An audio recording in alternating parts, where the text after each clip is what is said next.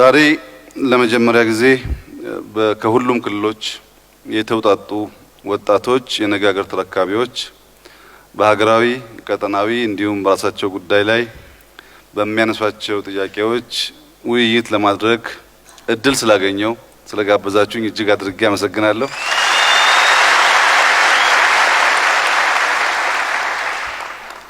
ውይይታችን ፍሬያማ እንደሚሆን ተስፋ አደርጋለሁ። ነገር ግን በርከት ያለ ሰው ስላለ ሁላችሁም በመደዳው ብትጠይቁ ጊዜ ስለማይበቃን ከየክልሉ አንዳንድ ሰው ክልሉንም ሀገርም ወክሎ ጥያቄ እንዲያነሳና መጨረሻ ላይ ምላሽ ለመስጠት ጥረት አደርጋለሁ። እናንተም በጥሞና ታዳምጣላችሁ ማለት ነው።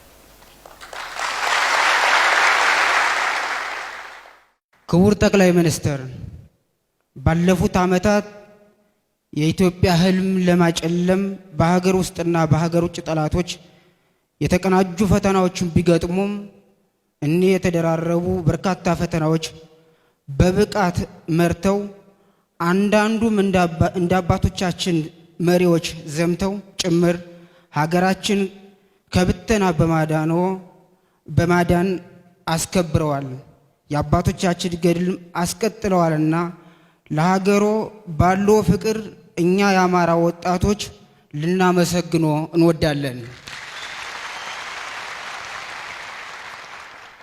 እንደሚታወቀው ከምንም በላይ ኢትዮጵያ ሀገሩ የሚወደው የአማራ ክልል ወጣት እርሶ ሀገር ለማስቀጠል በሚያደርጉት ተጋድሎ ከሌሎች ኢትዮጵያዊ ወንድም ወጣቶች ጋር ከጎኖ ሆኖ ለኢትዮጵያ አንድነት ሲል ዋጋ ከፍሎ ሀገር ለማጽናት ያለን ቁርጠኝነት በዚህ አጋጣሚ ልገልጽልዎት እፈልጋለሁ።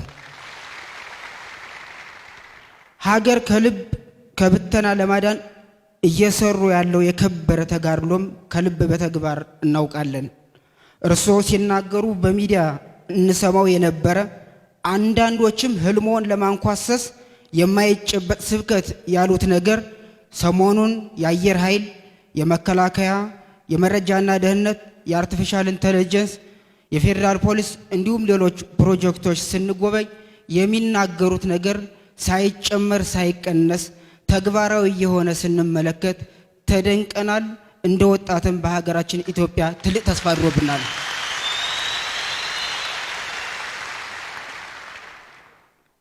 በተለይ የጸጥታ ተቋማቱ ገለልተኛ ተቋማዊ ሆነው ለመዝለቅ ሪፎርም ከመስራት ባለፈ አሁን ላይ ዓለም የደረሰበትን ቴክኖሎጂ ለመጠቀም ያደረጉት ጥረት ስንመለከት በቀጣይ በሁሉም የሀገሪቱ አካባቢዎች በሰው ኃይልም በቴክኖሎጂም ተደራሽ በመሆን በየአካባቢው በጽንፈኛ ህይወታቸው የሚያልፉ ንጹሃን በማስቆም አገራችን ተስፋ ያላት ንጹሃን የማይገደሉባት እንደሚያደርጉ በተቋማት ተስፋ ጥለናል።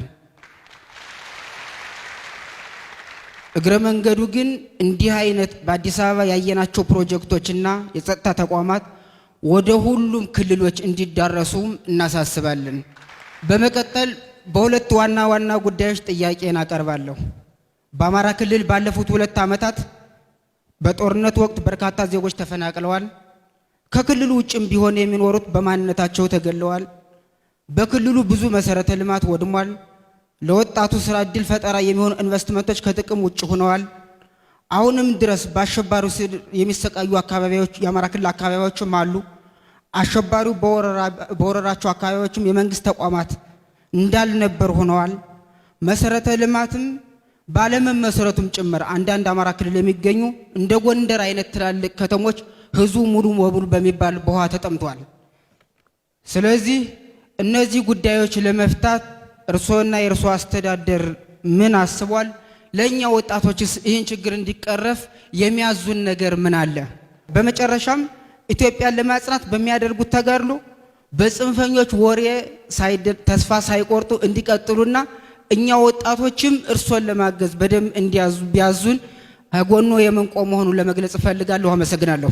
በዘንድሮ 2014 ዓመት በብዙ ፈተናዎች ተከበን በአንድ እጃችን ልማት በአንድ እጃችን የሉና ዘመቻችንን ይዘን ሰፊ ችግሮች በተጋረጡብን እነዚህን ተቋቁመን ትናንት የነበረውን ችግር በይቻላል መንፈስ ተሻግረን ዛሬን እዚህ ቁጭ ብለን ስናወራው ቀላል ሊመስል ይችላል።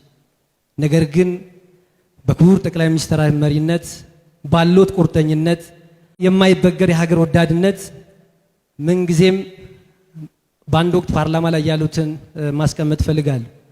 በሀገር ጉዳይ ላይ የሚመጣውን አንገቴን እሰጣለሁ እንጂ አልደራደርም ያሉባትን ቃል አስታውሳለሁ። በጣም ልናመሰግን እወዳለሁ። ከዚህ በመቀጠል ያሉኝ ሁለት ጥያቄዎችን አቀርባለሁ። አንደኛ የትግራይ ህዝብ በ27 የህወሓት አገዛዝ ዘመን ለድህነት ተጋልጧል። ከየትኛውም ክልል በላይ በድህነት የሚሰቃይ ህዝብ መሆኑን ማስቀመጥ ፈልጋለሁ። ምናልባትም በተለይ ገዢዎች የበለጸጉበት ስም ብቻ የትግራይ ህዝብ ያተረፈ በትግራይ ህዝብ የሚነግዱ እንዳሉ አሁንም ደግሞ ይባስ ብለው ስልጣናቸውን ለማቆየት በማሰብ የትግራይን ህዝብ ምሽግ በማድረግ ለጦርነት እየማገዱት ይገኛል።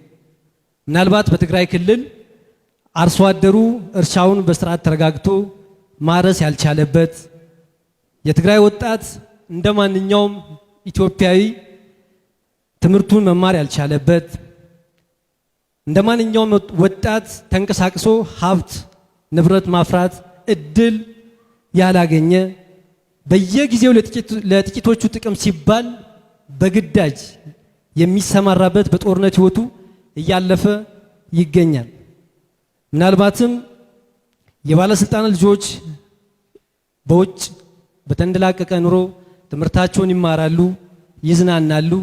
ነገር ግን ደግሞ ደሃው የትግራይ ወጣት ምስኪን በግዳጅ ህይወቱን እያጣ እንዳለ ይታወቃል። ስለሆነም ይህ ሁኔታ ለማስቆምና የትግራይን ህዝብ ሰቆቃ፣ መከራ፣ ስቃይ ለማላቀቅ መንግስት ምን እየሰራ ነው የሚለውን የመጀመሪያ ጥያቄ።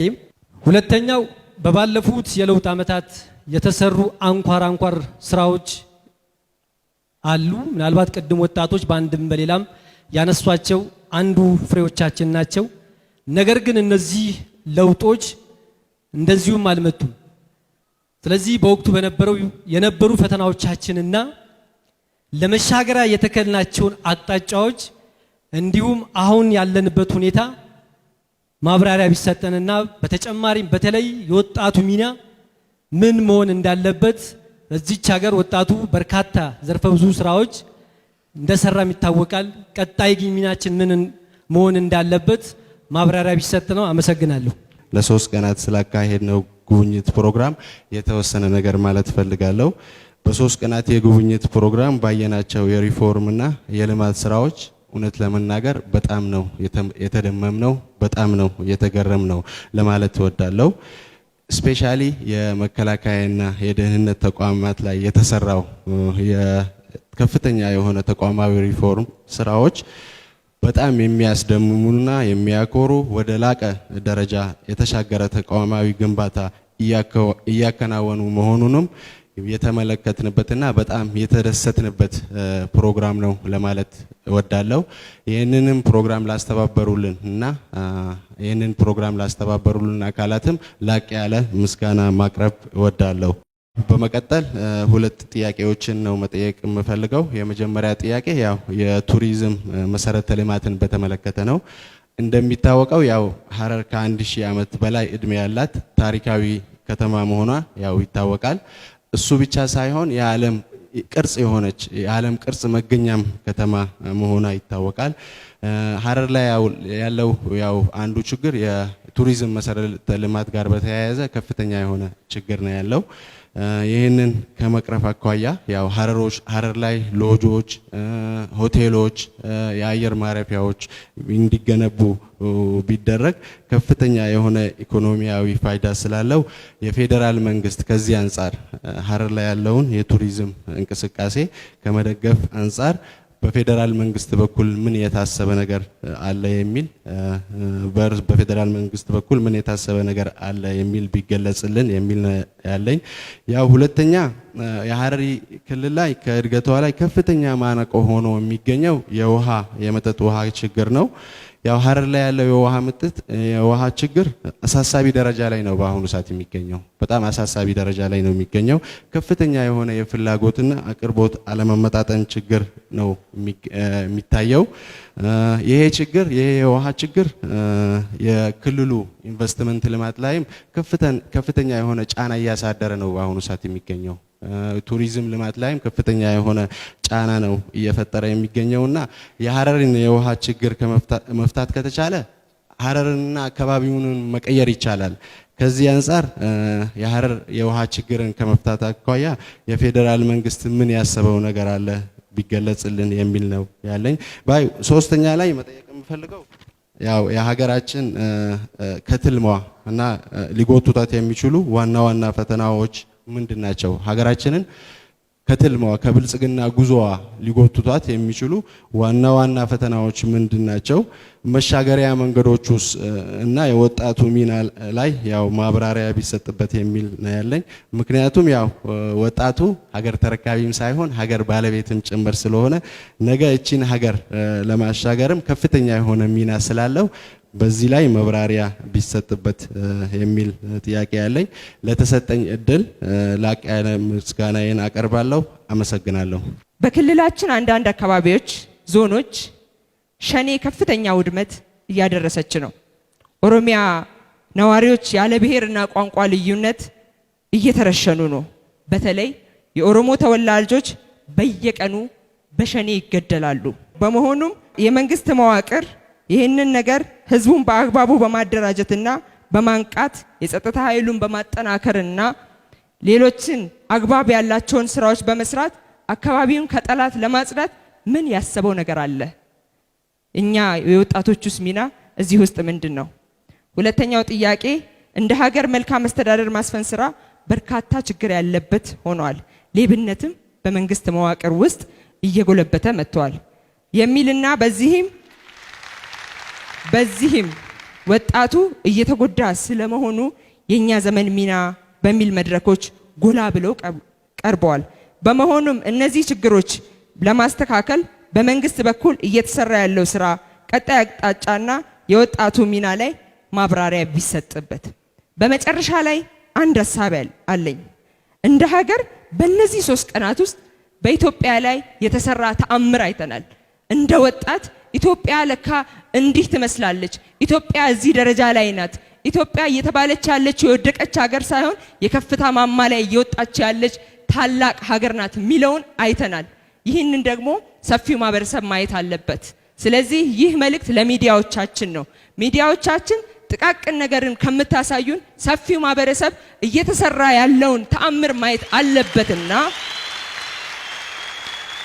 በኢትዮጵያ ላይ እየተሰራ ያለውን ተአምር ማየት አለበትና እባካችሁ የተሰራውን ስራ ያልተሰራውን ሳይሆን የተሰራው ተዘግቦ የሚያልቅ አይደለምና እሱ ላይ ትኩረት አድርጋችሁ ሰፊውን ማህበረሰብ ብታሳውቁ የሚል ሐሳብ ነው ያለኝ።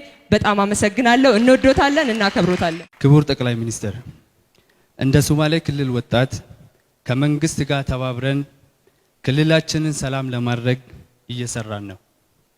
በዚሁ አጋጣሚ ሰሞኑን በአሸባሪው አልሸባብ ላይ ለተቀናጅነው አንጸባራቂ ድል በጀግናው መከላከያ ሰራዊታችን፣ የክልሉ ልዩ ኃይልና ሚሊሺያ፣ የክልሉ መንግስትና በአጠቃላይ በእርሶ የሚመራው መንግስት ማድነቅ እወዳለሁ። ክቡር ጠቅላይ ሚኒስትር፣ አልሸባብ ላይ የተገኘው ድል ኢትዮጵያን መንካት ምን ያክል አደጋ እንደሆነ ትምህርት የሰጠ ነው።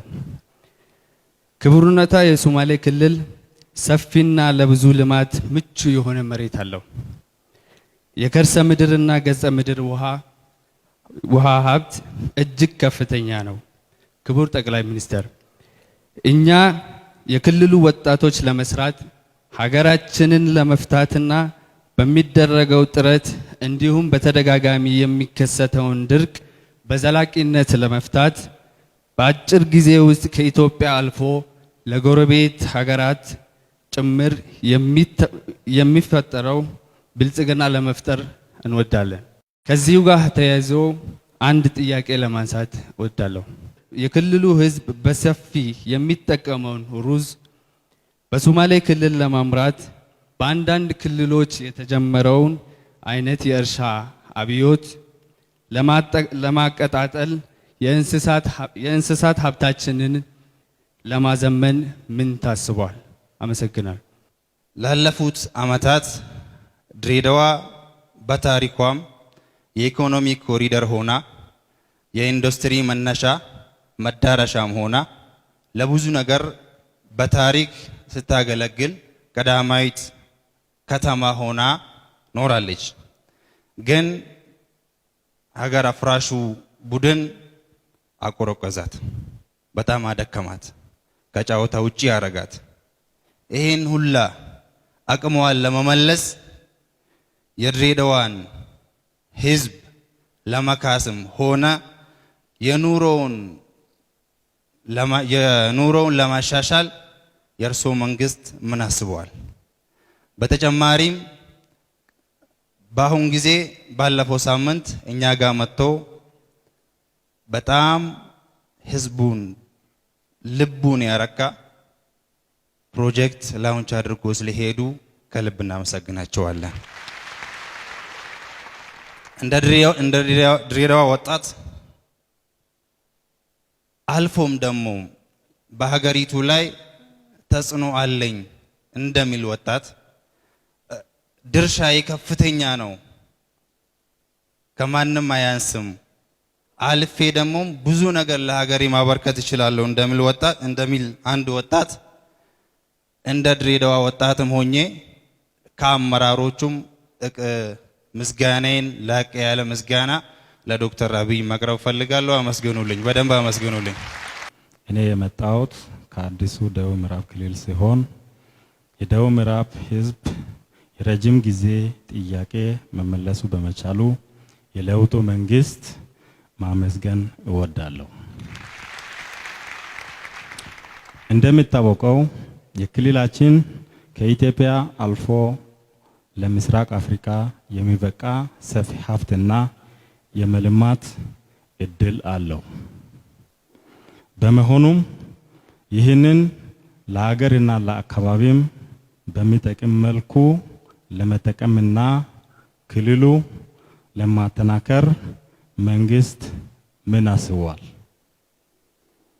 ለአብነት ከመሰረተ ልማቶች መንገድ፣ ውሃ፣ ትምህርት እነዚህ በደንብ አካባቢው አዲስም አርብቶ አደርም አካባቢም ስለሆነ ይሄንን ጠቅላይ ሚኒስትራችን ትኩረት ቢሰጥልን።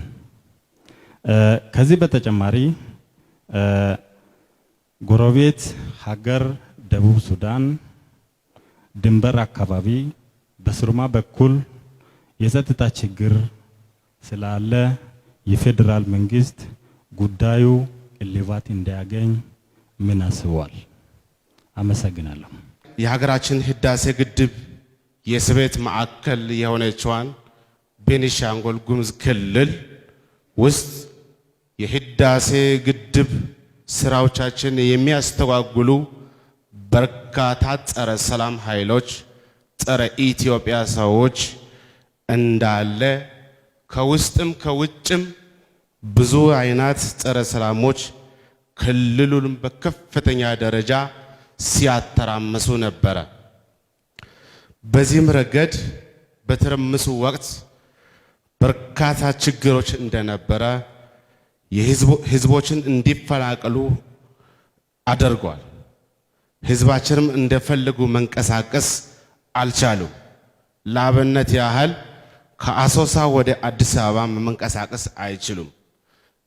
ከማሺ ወደ አሶሳ ለመሄድ አይችሉም።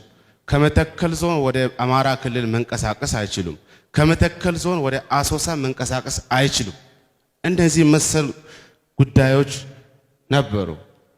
እንዲሁም በርካታ ህዝቦችን እንዲፈናቀልም አድርጓል። ህይወትም እንዲሞትም አድርጓል ማለት ነው። ንብረትም ወድሟል። መሰረተ ልማቶችንም ከጥቅም ውጭ ሆነዋል፣ ተቃጥለዋል። እነዚህ ነገራቶች ስላሉ ስለዚህ ጠቅላይ ሚኒስትራችን ችግሩን በዘላቂነት ለማፍታት ምን አስቧል?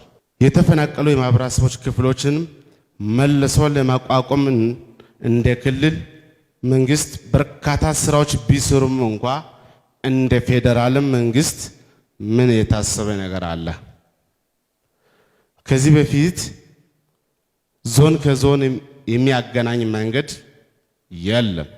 ወረዳም ከወረዳም ቀበሌም ከቀበሌ የሚያገናኝ መንገድ ስቲል ናው የለም። የወደሙ መሰረተ ልማቶችም ስቲል አሁን በብዙ አሉ ማለት ነው። ስለዚህ እንደ ክልል መንግስት ያው እነዚህ የወደሙ ተቋማቶች በርካታ ተግባራቶች ሲያከናውኑ ነበረ። እንደ ክልልም እንደ ፌዴራልም እነዚህ ተቋማት መልሶ ለማቋቋም እንደ ፌዴራል ምን ታስቧል?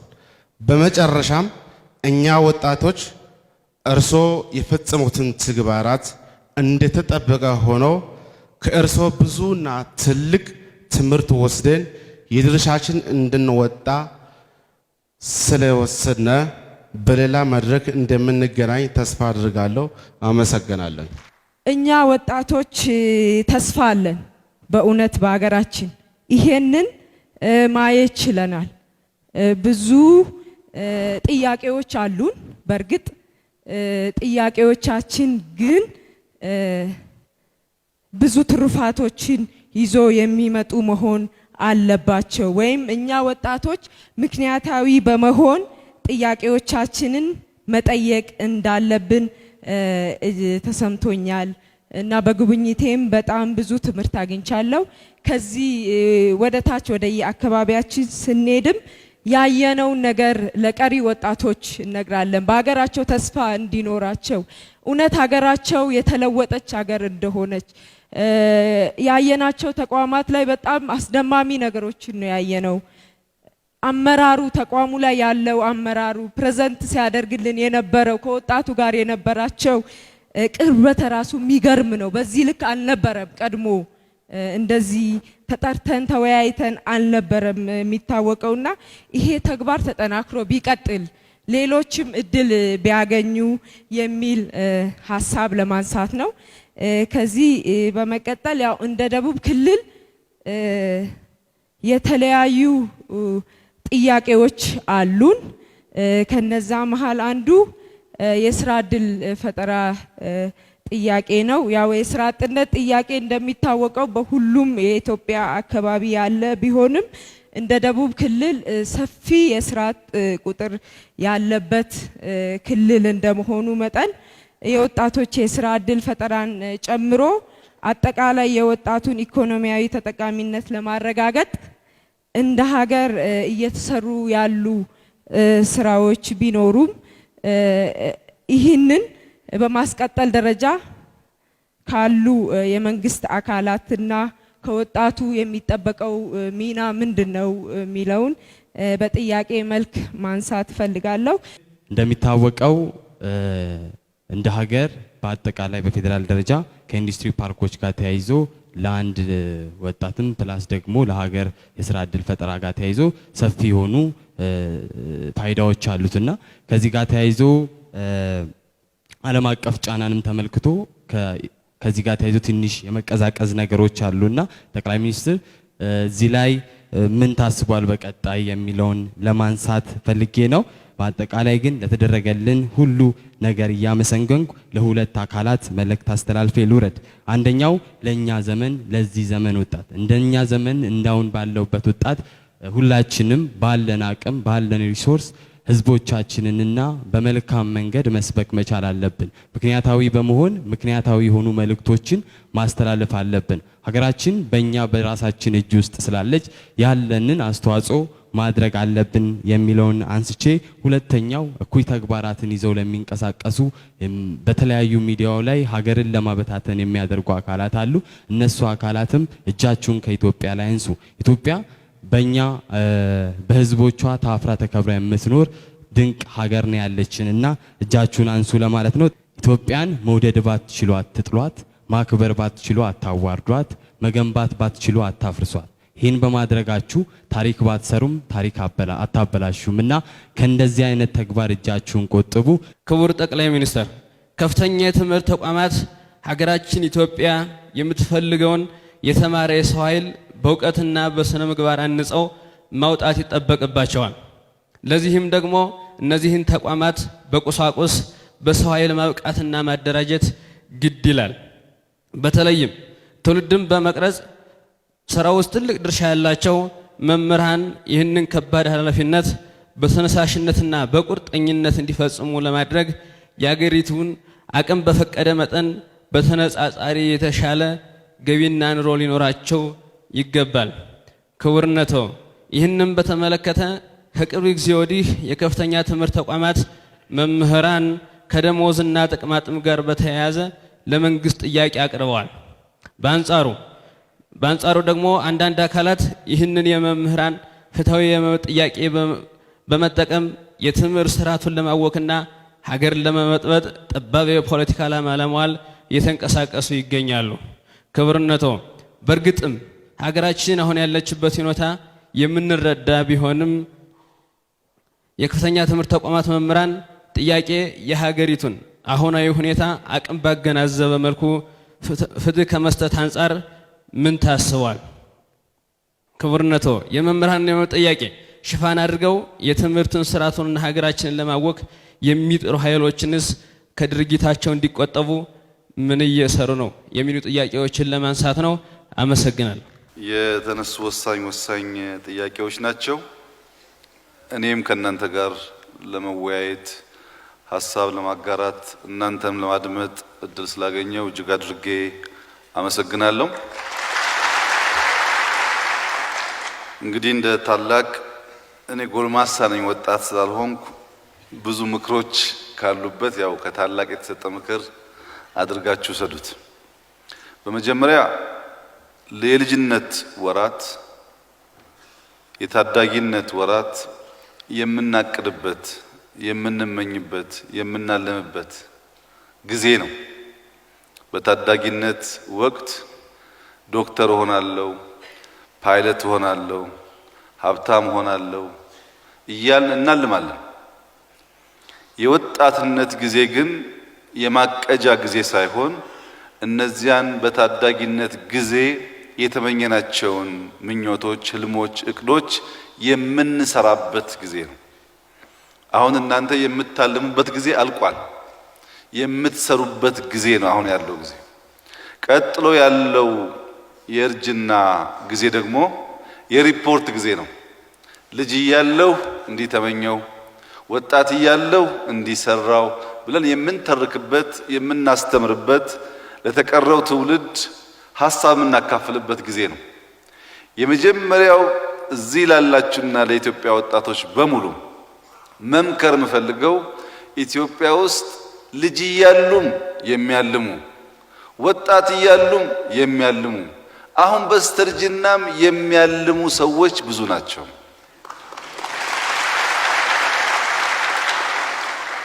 ከነሱ ሪፖርት መስማት ሲገባን፣ ልምድ መስማት ሲገባን አሁንም በስተርጅና እንደ ታዳጊ የሚያልሙ ሰዎች የበዙበት ሀገር ሲሆን እድገት ማምጣት ያስቸግራል እና እናንተ ከህልም ውጡ፣ ከሪፖርትም ውጡ። በቻላችሁት አቅም ስራ ጀምሩ።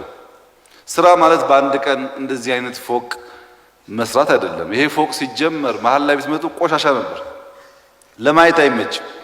ዛሬ እንደዚህ ያማረው በብዙ ጥረት፣ በብዙ ልፋት፣ በብዙ ድካም ነው እና በምንሰራበት ጊዜ መስራት ካልቻል በኋላ ቁጭት ያስከትላል። ቁጭት ያስከትልና ቁጭት ደግሞ አንገር ይፈጥራል፣ ቁጣ ይፈጥራል። ያ ቁጣ ነው አሁን በሽማግሌዎች ላይ የምናየው። ማሸማገል በሚገባቸው ጊዜ የሚያባሉን ሰዎች የበዙበት ዋናው ምክንያት በውስጣቸው የህልም ብዛት ግን የክንውን እጥረት ቁጣ ስላለ፣ ያ ቁጣ እናንተም ውስጥ እንዳያጋጥም የሥራ ጊዜ መሆኑን ተገንዝባችሁ ባላችሁበት ከባቢ ስራ ሳትንቁ በመስራት ነገን እንዳትቆጩ ራሳችሁን ብታዘጋጁ መልካም ይሆናል። እኔ ዛሬ ለተነሱ ጥያቄዎች ምላሽ ሲሰጥ ለስራ የተዘጋጀ ለስራ ጉልበት ጭንቅላት ያለው ኃይል ምን ቢያደርግ መልካም ፍሬ ሊያፈራ እንደሚችል፣ እንዴት ቢሰራ ውጤታማ እንደሚሆን፣ ያስተሳሰብ መዋቅሩ ምን መሆን እንዳለበት የእሳቤ ስልቱ ምን መሆን እንዳለበት ነው እያነሳው የምናገረው። ያን ከወሰዳችሁ በኋላ በያላችሁበት ስፍራ በመስራት ውጤታማ እንደምትሆኑ ተስፋ አደርጋለሁ። የመጀመሪያው አንድ እህቴ ስትጠይቅ ኢትዮጵያን አናቃትም ብላለች። ይህን ነገር አቅላችሁ እንዳታዩት።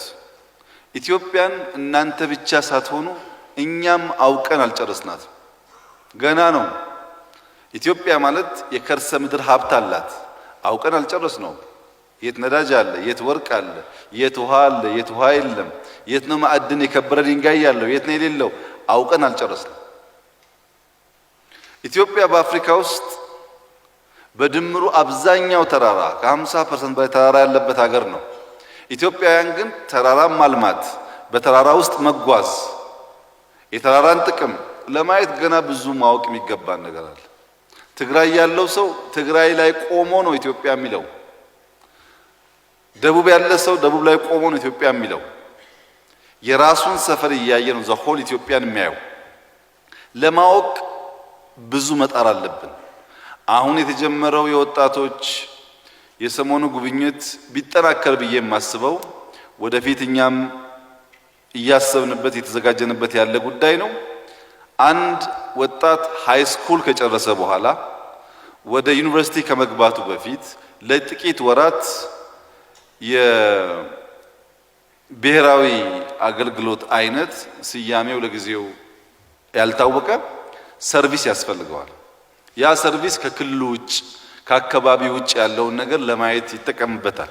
እንደ ከዚህ ቀደሙ አስገዳጅ አናደርግም። በግድ ካልዘመት ካንልም፣ በግድ ሄደ አገርን ካላወቅ ካንልም። ነገር ግን አገሩን የማያውቅ ሰው ስራ አንቀጥርም። ስራ የምንቀጥረው ሃይ ስኩል ጨርሶ 3 ወር 4 ወር ወጣ ብሎ አገር ለማየት ለመስራት የሞከረን ሰው ስራ ስንቀጥር አንዱ መመዘኛችን እሱ ይሆናል።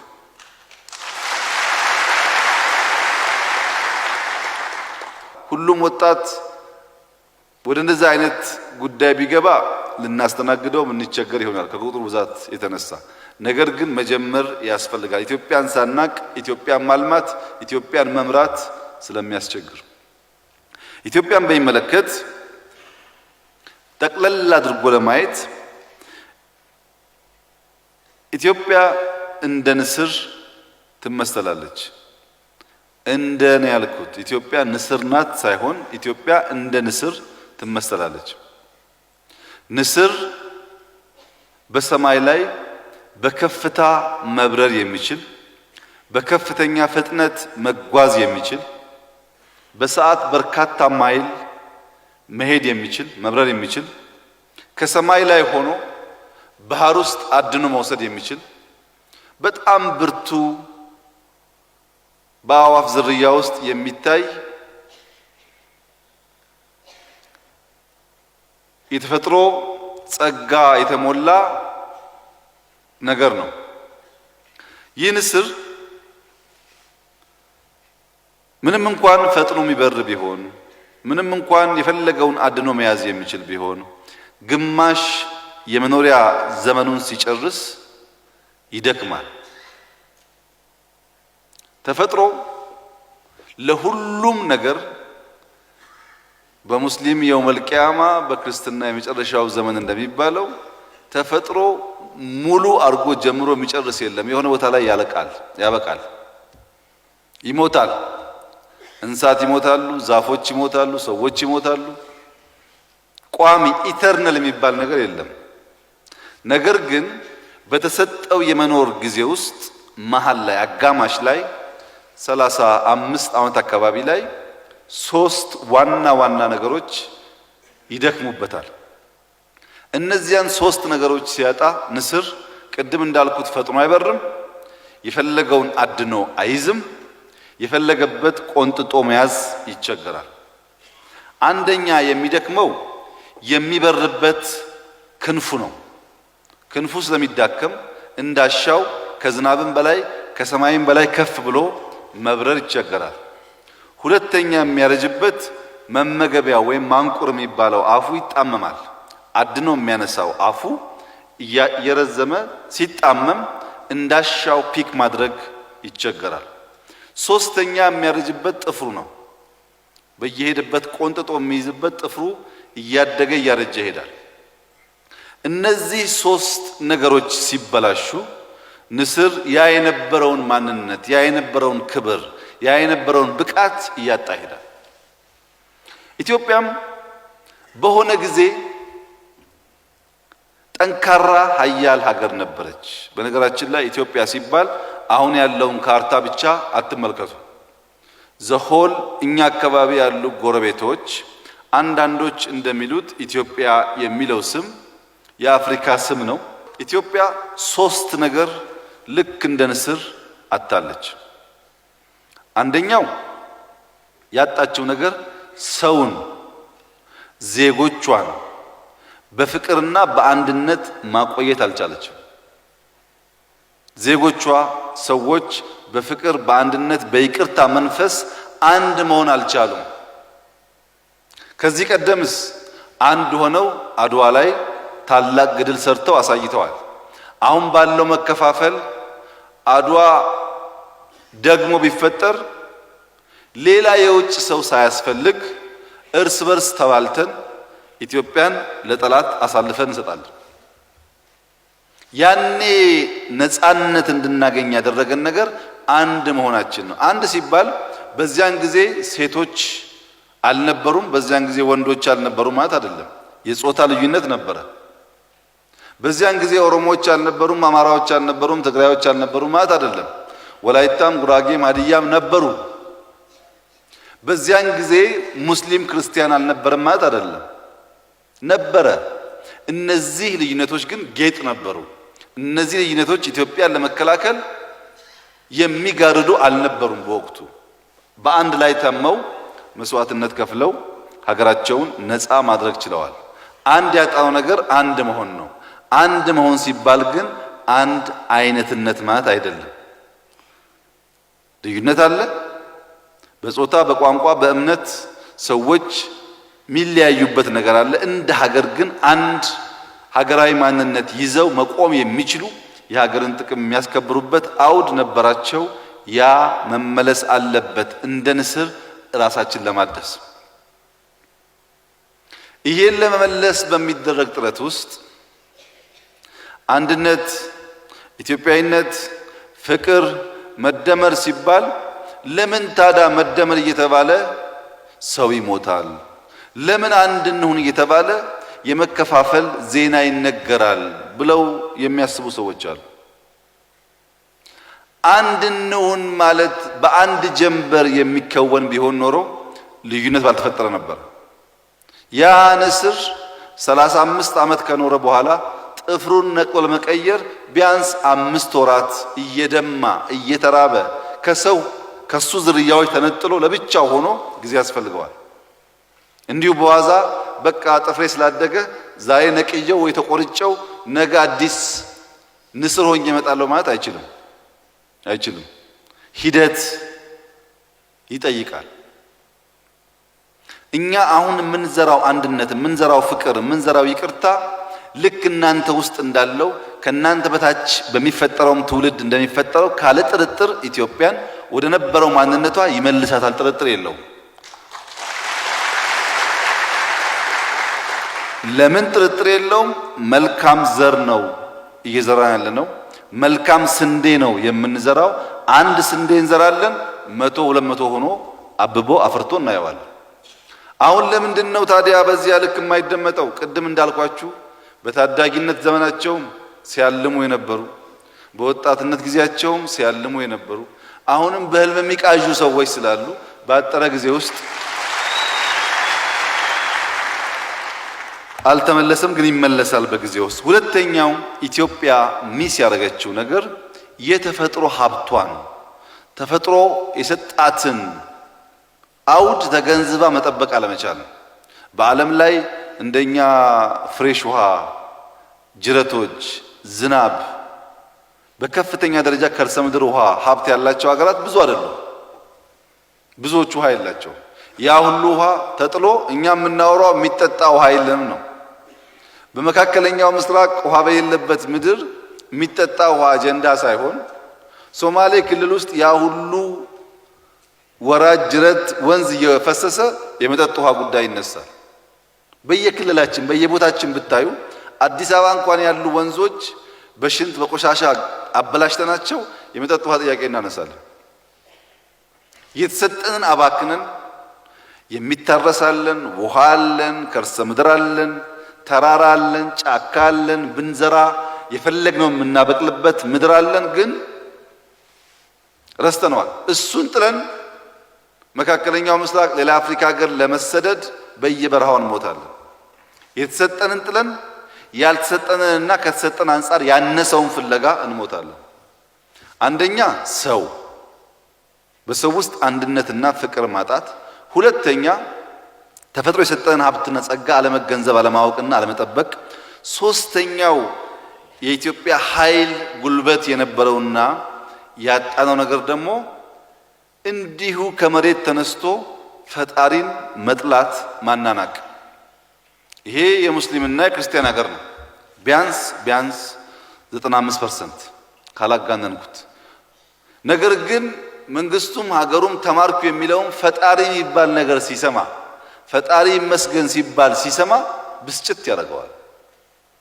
አሁንም ይበሳጫል እንጂ ፈጣሪ ይመሰገናል።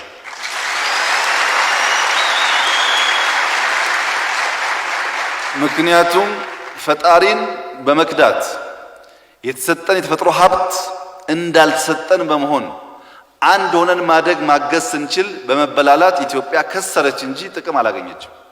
እንደዛ ንስር ራሳችን አድሰን ለመመለስ በተፈጥሮ ሀብት አሁን የጀመርነው የግሪን ሌጋሲ ስራ በአንድነት ልክ እንደዚህ እንደምትታዩት ከሁሉም እምነት፣ ከሁሉም ጾታ፣ ከሁሉም አካባቢ የመጣችሁ ግን ኢትዮጵያ የሆናችሁ ወጣቶች አገሩን ተረከቡ ሰዎች የምትፈጠሩባት፣ እናንተ ግን ሙስሊም ብትሆኑ ክርስቲያን ብትሆኑ የሆነ እምነት ያላችሁም ብትሆኑ ዋቄ ፈናም ብትሆኑ ፈጣሪ መካድ ኪሳራ እንጂ ጥቅም የለው።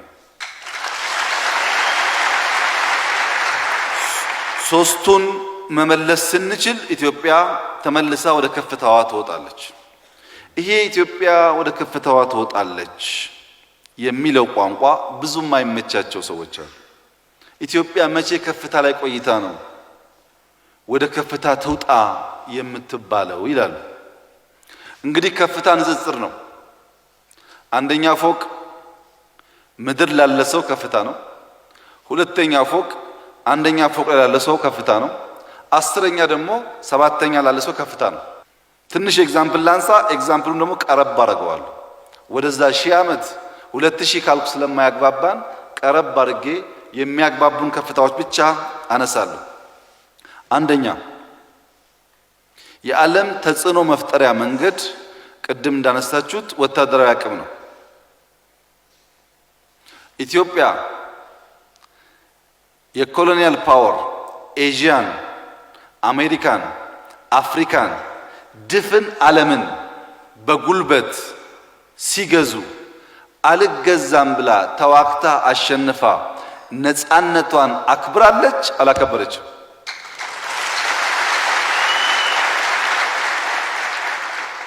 ዝም ብሎ ደግሞ ማሸነፍ ብቻ አይደለም። ካሸነፈች በኋላ ነፃ እንዲሆኑ መክራለች፣ አሰልጥናለች፣ አስታጥቃለች። እንደ ታንዛኒያ ያሉ ሀገሮች ደግሞ አውሮፕላን ልካ ተከላክላለች። አሁን ዛሬ የኢትዮጵያ አየር ኃይል መጥቶ የአየር ክልል ይጠብቅልኝ የሚል አፍሪካ ሀገር ብዙ የለም። ያኔ ግን ተለምና የአየር ኃይል ሄዶ ጠብቋል ታንዛኒያን። ይሄ በአፍሪካ ውስጥ ነፃ መሆናችን ብቻ ሳይሆን ማሰልጠናችን ብቻ ሳይሆን አየር ልከን መከላከላችን ሻል ያልን እንደነበር በዚያ መስክ ያሳያል። ይሄ የሚካድ ነገር አይደለም። በዚያ ጊዜ ኮሪያ ዘምተው በግራና በቀኝ የተፋለሙ ሀገራት አሁን ሀያል የሚባሉ ሀገራት ናቸው። ከነሱ ውስጥ በነሱ ተርታ መግባት ብቻ ሳይሆን በኮሪያ ሲቪል ዋር በታላቅ ጀግንነትና ጀብዱ ዛሬም ድረስ የምትጠቀስ ሀገር ኢትዮጵያ ናት። ዛሬም ይሄ በወታደራዊ ነው። ታዲያ ውትድርናና ውጊያማ እንችልበታለን። ድሮም ምን ዋጋ አለው እሱ ልትሉ ትችላላችሁ። ዲፕሎማሲ ደግሞ እንመልከት። የተባበሩት መንግስታት ዩናይትድ ኔሽን ያኔ ሊግ ኦፍ ኔሽን የሚባለው ተቋም ውስጥ በአፍሪካ ብቸኛዋ ሀገር ኢትዮጵያ ነበረች። በዓለም በተባበሩት መንግስታት ስብሰባ ላይ የሚታየው የአፍሪካ ባንዲራ የኢትዮጵያ ባንዲራ ብቻ ነበረ እና ከፍታችን የሚያስቸግራቸው ሰዎች በቀላሉ እነዚህን ኤግዛምፕሎች መውሰድ ይችላሉ። ወደ አፍሪካ እናምጣው። የአፍሪካ ህብረት ሲመሰረት ከ50 ምናምን ሀገራት 3 ሀገር ብቻ ነበሩ መስራች። ከሶስቶቹ ግንባር ቀደሟ ፋውንዲንግ ፋዘርስ የመጀመሪያ መስራች ሀገር ኢትዮጵያ ናት። አፍሪካ ዩኒየን በጣም ብዙ አባላት ያሉት ሀገር ነው። ብዙ ሀብት ያላቸው አባላትም በውስጡ አሉበት። ያኔ ግን ከሶስቱ አንዱ መስራች እኛ ነበር። አዎ ዲፕሎማሲና ወታደር ህግ ነው ገብቶናል፣ ግን ኢኮኖሚ ነው ዋናው፣ ኢኮኖሚ ላይ አልነበርንም የሚል ጥያቄ ይነሳ ይችላል። ጥቂት ኤግዛምፕል ለመስጠት በኢኮኖሚ የዛሬ 50 ዓመት 60 ዓመት ከዛም በታች ሙስሊሞች እዚህ ያላችሁ ቤት ስትመለሱ አባቶቻችሁን አጎታችሁን ጠይቁ። የኢትዮጵያ ብር ሰው ለሐጅና ዑምራ ሲሄድ ሳውዲ በኢትዮጵያ ብር እንደ ዶላር ይገዛ ይሸጥ ነበር። እንደ ዶላር የኢትዮጵያን ብር ብቻ ይዞ ቀይ ባህርን ተሻግሮ ሐጅ የሚሄዱ ሰዎች ዶላር የሚባል ጥያቄ ሳያነሱ ይገበያዩ ነበር። ጠይቁ አባቶቻችሁ።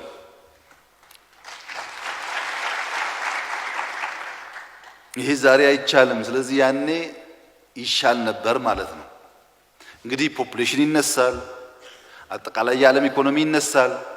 ቢያንስ ግን ከእርዳታም አንፃር በንጉሱ መጨረሻ ዘመን የታየው አይነት ባህሪ ኢትዮጵያ ውስጥ አልነበረም። በፈለጋችሁት መመዘኛ ብታዩ ኢትዮጵያ ዓለም ላይ ካሉ ሀገራት አንደኛ ነበረች ብዬ ባልመጻደቅም ክብር ከሚሰጣቸው ሀገራት ተርታ ነበረች። የመጨረሻ ማስረጃው የኢትዮጵያዊ ፓስፖርት የያዘ ሰው ብዙ ሳይለምን የፈለገበት ሀገር በአንድ ሰዓት ውስጥ ቪዛ ያገኝ ነበር። አሜሪካም ይሁን እንግሊዝም ይሁን ቪዛ ማግኘት ኢትዮጵያን ፓስፖርት ለያዘ ሰው ቀላል ነበር ድሮ። ዛሬስ ቀላል አይደለም። ቢያንስ እነዚህ ነገሮች ወደ ነበሩበት መመለስና ከዚያ በላይ ማላቅ ነው። ወደ ከፍታ እንመለስ ማለት። እኛ በጣም ሰፊ ነበር፣ እየጠበብን መተናል። እውነት ነው ይሄ።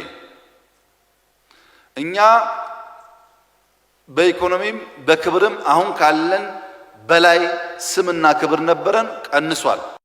ቀልብ ከገዛንና ከቆምን ባጠረ ጊዜ ውስጥ ተመልሰን ከፍ ለማለት ሰፊ እድል አለ። እናንተ ወጣቶች የመጀመሪያ እንዲገባችሁ የምፈልገው ኢትዮጵያ እንደ ንስር ናት። 3 የጎደሉባት ነገሮች አሉ። አንድነት፣ በአንድነት ውስጥ ደግሞ ፍቅር፣ መከባበር፣ አብሮ መሆን። እሱም መመለስ አለብን። በመናናቅ በጥላቻ ሀገር ማደግ አይችልም።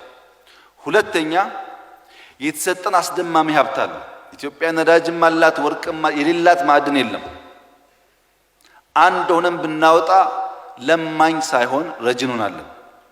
ሶስተኛው ዝም ብለን ኮሙኒዝምን አንብበናል፣ ሶሻሊዝምን አንብበናል። ስልጣኔ ማለት እግዚአብሔርን መናቅ ነው የሚል ተረትተን ሙስሊምም ክርስቲያንም ብንሆን ፈጣሪያችን እየፈራና እያከበርን በዚያ መንፈስ ውስጥ መኖር ከቻል ኢትዮጵያን ወደ ነበረበት ከፍታ መመለስ እንችላለን የሚል ጽኑ እምነት መያዝ ትችላላችሁ። ከዚህ አንፃር እንግዲህ ፈተናችን ብዙ ነው። ፈተናችን ባያልቅም ባይበገሬነት ግን መቆም ችለናል። ተፈተን ማለት ወደቅን ማለት አይደለም። ተገፋን ማለት ወደቅን ማለት አይደለም። እየተገፋን እየተፈተንን ባይበገሬነት መቆም ስለቻል ከመቆም በላይ መስፈንጠር እንዲሆንልን ቅድም ያልኳቸውን ነገሮች ወጣቶች አስበን መስራት ይኖርብናል። ከዚህ አንፃር ወደ ኋላ መለስ ብሎ የነበሩ ለውጦችን መቃኘት ያስፈልጋል። እንግዲህ የሥራ ጊዜያቸውን ብያቸዋለሁ። ትልቅ ነበርን ብያቸዋለሁ። 1000 ዓመት ሳልጓዝ ባጠረ ጊዜ ውስጥ በዚያው ባጠረ ጊዜ ውስጥ ውድቀታችን ያፋጠኑ ጉዳዮችና ለውጦችን ደግሞ መዳሰስ አስፈላጊ ነው። ለምንድን ነው በፍጥነት የወደቅ ነው? ምን ብናደርግ ነው ከዚያ አገግመን ልንድን የምንችለው የሚለው ማሰብ ጠቃሚ ነው። በደርግ ጊዜ የደርግ መንግስት ወደ ስልጣን ሲመጣ የመጀመሪያ አቅሙ የነበረው ወታደራዊ ኃይል ነው። ወታደር ተደራጅቶ ከዚያ ቀደም የነበሩትን ተቋማት መንግስት አፍርሶ ነው መንግስት የሆነው። ታውቃላችሁ፣ አንብባችኋል፣ ሰምታችኋል ይህን ታሪክ። የደርግ መንግስት ዋነኛው ኃይል ወታደር ነበር። ወታደር ይዞ መጣ፣ የሚፈልገውን አሰረ፣ የሚፈልገውን ገደለ፣ የሚፈልገውን አፈረሰና መንግስት ሆነ። መንግስት ሲሆን የወታደር አቅም ቢኖረውም ፖለቲካል ዝግጅት ስላልነበረው በምን ፖለቲካል እሳቤ እንደሚመራ በሶሻሊዝም የሚለው ሐሳብም ይሁን በኋላ ቅይጥ ኢኮኖሚ የሚለው ሐሳብ ረዘም ያለ ጊዜ ወስዶበታል። ባጠረ ጊዜ ውስጥ በዚህ እሳቤ ይመራለው ማለት አልቻለም። ሁለተኛ ከፓርቲ አንፃር ኢሰፓኮ ወይም ኢሰፓ ይበልጣል። ከኢሰፓ በላይ ተጨማሪ ፓርቲ አያስፈልግም ብሎ ከኢሰፓ ውጭ ያሉ ፓርቲዎች በማስወገድ አንድ ፓርቲ በመያዝ ፖለቲካውን ለመምራት ጥረት አድርጓል። ወታደራዊ ኃይል አለው ብያቸዋለሁ። ፖለቲካ በሚመለከት የኔ ፓርቲ ብቻ ብሏል። ያም ፓርቲ ቢሆን እሳቤውን ነድፎ ለህዝብ ለመንገር ጊዜ አስፈልጎት ነበር። ከሚዲያ አንፃርም ኢትዮጵያ ሬዲዮ ይበቃል፣ በኋላም ኢትዮጵያ ቴሌቪዥን ይበቃል ነው ያለው። በደርግ ጊዜ ቪኦኤ የሚሰማው ተደብቀህ ጓዳ ድምጽ ቀንሰ ነው። መስማት ነው ያልኩት፣ መናገር አይደለም። ቪኦኤ መስማት አይፈቀድም ነበር። የሚፈቀደው የኢትዮጵያ ሬዲዮና ቴሌቪዥን ነው። ያኔ ፋና የለም፣ ዋልታ የለም። ሚዲያ፣ ፓርቲ፣ የፖለቲካ ሐሳቤ ውስን ከመሆኑ ባሻገር ፍርድ ለመስጠት ደርግ አይቸገርም። በመንገድ ላይ ሲያይ ኢህአፓ ከመሰለው ወይም መኢሶን ከመሰለው ማንኛውም ካድሬ መግደል ይችላል። ያ ጠቀመን ወይ? በወታደር ኃይልና ጉልበት ለውጥ ለማምጣት መሞከር ጠቀመን ወይ ያላችሁ እንደሆነ ብዙ ዋጋ አስከፈለን። ቀጥሎ ኢህአደግ መጣ። ኢህአደግ የመጀመሪያ ጉልበቱ ወታደር ነበር። ይዞ የመጣው ኃይል ነው ዋነኛ ኃይሉ የነበረው። በዛ ኃይሉ ተቋማት አፈረሰ፣ የሚፈልገውን አሰረ። ማሰር ብቻ ሳይሆን ኢህአደግ ደግሞ አሻሻለ። ኢሰፓ ብቻ ይበቃል አላለም። ፓርቲዎች ይምጡ አለ። ግን አለ ኢሰፓና ኢህአፓ አይችሉም አለ። ዋና ዋናዎቹን አስወገደና ሌሎች ፓርቲዎች ግን ኑ አለ። ኢሰፓ አይችልም፣ ኢህአፓ አይችልም። ሚዲያ በሚመለከትም የተወሰነ ጊዜ ሙከራዎች ነበሩ። በኋላ ላይ እንደምታውቁት ከራሱ ውስን ሚዲያዎች ውጪ መከልከል ጀመረ። ከፖለቲካ ሐሳቤም አንፃር ብታዩ ኢህአደግ በ94 ክፍፍል እስከመጣበት ጊዜ አብዮታዊ ዲሞክራሲ ራሱ ግልጥ ብሎ በፓርቲ ውስጥም አይታወቅም እንኳን ለህዝብ። ከክፍፍል በኋላ የመጣ ሐሳብ ነው። ግማሹ ኮሙኒዝም ይላል፣ ግማሹ ካፒታሊዝም ይላል። ግልጽ አልነበረም 10 ዓመት። በኢህአደግም በደርግም የሽግግር ጊዜ ለነዚያ መንግስታት የተሰጠው ቢያንስ የኢህአደግ 4 ዓመት ነበር፣ የደርግ ከዛ ትንሽ ላቅ ይላል። የሽግግር ጊዜ መንግስት ለመሆን ለምሳሌ ኢህአደግ 83 ገብቶ 86 መከላከያ አልነበረም። የኦህዴድ የኢህደን ምናምን ሰራዊት የነበረው እንጂ መከላከያ አልነበረም። ከሽግግር መንግስት ማብቃት በኋላ ነው አንድ ሀገራዊ ወታደር ወይ መከላከያ የተገነባው። የሽግግር ጊዜ ረጅም ነው። ፖለቲካ ሐሳቤ የለም፣ ሚዲያ የለም፣ ፓርቲ ሙስንና ክልክል ነበር። እነዚህ ጉዳዮች አያዋጡም። ለደርግ ካልጠቀሙ፣ ለኢህአደግ ካልጠቀሙ ለኛ ሊጠቅሙ አይችሉም ብለን አሰስ ካደረግን በኋላ ከዲሞክራሲ እንጀምራል። እኛ ስንመጣ እንደምታውቁት እንኳን እንደ ደርግ እንኳን እንደ ኢህአደግ ያለ ኃይል ቀርቶ አጃቢም አልነበረንም። በመከላከያ ኃይል ልንኩራራ የሚያስችል ምንም ብቃትም አልነበረም፣ እድሉም አልነበረም። በሌለ ኃይል መምጣት ብቻ ሳይሆን ማሰብ ጠቃሚ ስለማይሆን እሱን ሁለተኛ አድርገን ቅድሚያ ሰጥተን የሰራነው ዲሞክራሲ ነበር። ምን አድርገን? አንደኛ የዲሞክራሲ ተቋማት መጠናከር አለባቸው። ምርጫ ቦርድ ካድሬ ከሚመራው ከኛ ፓርቲ ወጣ ያለ ሰው ቢመራው ይሻላል። ህጉ ይቀየር፣ ስትራክቸሩ ይቀየር ብለን ምርጫ ቦርድን፣ እንባ ጠባቂን፣ ሰብአዊ መብት ኮሚሽንን፣ ፍርድ ቤትን፣ ሲቪክ ሶሳይቲን የሚያጠናክሩ ህጎች ላይ ፎከስ አድርገን ሰራ። ዴሞክራሲ ይቅደም፣ የሚዲያ ነፃነት ይኑር ብለን ለውጥ ከመጣ 2-3 ቀን ውስጥ አብዛኛው የተዘጉ ሚዲያዎች ከፈትን። በነገራችን ላይ ወጣቶች ኢትዮጵያ ውስጥ እንደዚህ የፌስቡክ የዩቲዩብ የሚዲያ ብዛት አሁን የምታዩት በዚህ 4 ዓመት የነበረ እንጂ በኢትዮጵያ ታሪክ ውስጥ እንደዚህ አይነት የሚዲያና የተንታኝ ብዛት ታይቶ አይታወቅም። ይህ አዲስ ልምምድ ነው። ጥቅምም ጉዳትም አለው። ጉዳት እየቀነሱ ጥቅሙን እያሳደጉ መሄድ ያስፈልጋል። የመጀመሪያ ያደረግነው የዲሞክራሲ ተቋማት ማጠናከር ይሻላል። ደርግም ኢህአዴግም ይሄን ሚስ አድርገዋል። እኛ ይሄንን ጋፕ ብንሸፍን ዴሞክራሲ መሰረት ቢይዝ የኢትዮጵያን አንድነት የኢትዮጵያን ፍቅር መመለስ ይቻላል ብለን ሰራን። እሱን ከጀመርን በኋላ ያልጋበዝነው ፓርቲ የለም። አሁን ሰምታችሁ ከሆነ ለምን ሁሉ ፓርቲዎች አይጋበዙም፣ ይሄ መንግስት ሁሉም ፓርቲ አያሳትፍም የሚል ትሰማላችሁ። ከያሉበት ሁሉም ፓርቲዎች ግድያ ይበቃል ተመለሱ ብቻ ሳይሆን ደርግ ሲመጣ የንጉሱን ስርዓት አፍርሷል። ኢህአዴግ ሲመጣ የደርግን ስርዓት አፍርሷል። እኛ ግን ቲፒኤልኤፍም ጭምር ይቅርታ ይደረግልሃልና አብረህ ቀጥል ነው ያልነው። ኦነግን ጠርተናል፣ ቲፒኤልኤፍን ጠርተናል፣ ግንቦት ሰባትን ጠርተናል። የቀረ ፓርቲ አልነበረም። ዴሞክራሲ ስንሰራ ሁሉን ጋበዝናቸው፣ ከሁሉ ጋር ተወያየን።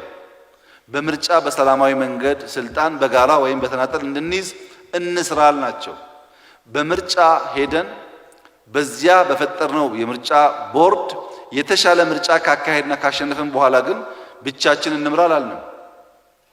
ሌሎች ፓርቲዎችም ከኛ ጋር ሆነው መንግስት ይሁኑዋል። መልሰው ይሄንን በተግባር ያለፍንበትን ሂደት ሊመክሩን የሚያስቡ ሰዎች አሉ። ይሄንማ ሞከር ነው እኮ ጋበዝን፣ አወያየን፣ ምርጫ አንፈልግም ካልክ በኋላ ግን አወያየኝ ብትል ትርጉም የለውም። ምርጫ ውስጥ ገብተህ ብትሸነፍ እኔ ላቅፍ ዝግጁ ነኝ፣ ብታሸንፍ ለመልቀቅ ዝግጁ ነኝ። አይ ምርጫ የሚባል አያስፈልገኝም እንደዚሁ በቃ እኔ ታዋቂ ነኝና ስጠኝ ካልክ ግን አስቸጋሪ ነው።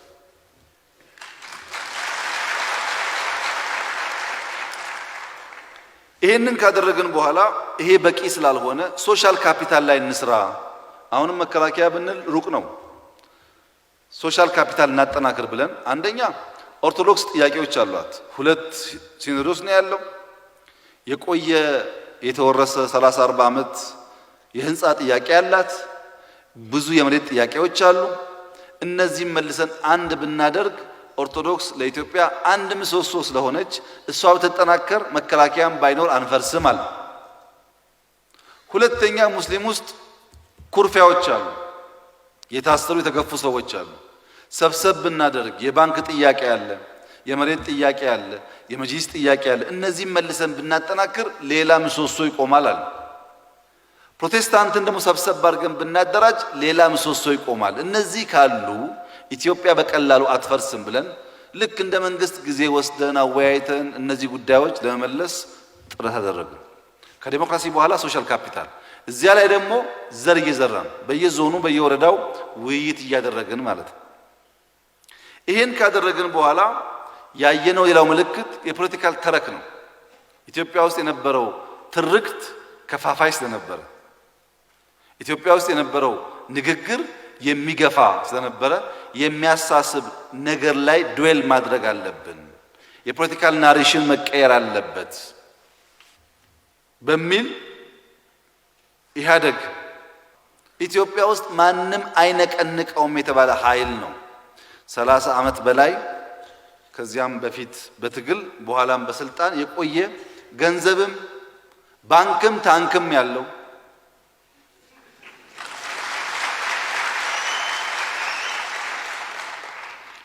ስብስብ ነው። ይህንን ስብስብ አፍርሰን ብልጽግና ብለን ሁሉም ኃይሎች ያሉበት ሶማሌና አፋርና ሀረሪና የማይባል ሁሉም ኢትዮጵያዊ በእኩል የሚሳተፍበትን ፓርቲ እንፍጠር ሲባል እንደ ቀላል እንዳታዩት። በዓለም የፖለቲካ ታሪክ ብትፈትሹ እንደ ኢህአዴግ ያለ ፓርቲ ባዶ እጁን ዝም ብሎ እስክሪብቶ ብቻ ይዞ ውጣ ብሎ በትኖ መንግስት ሆኖ ብልጽግና የሚባል ነገር የፈጠረ ኢትዮጵያ ውስጥ ብቻ ነው፣ የለም።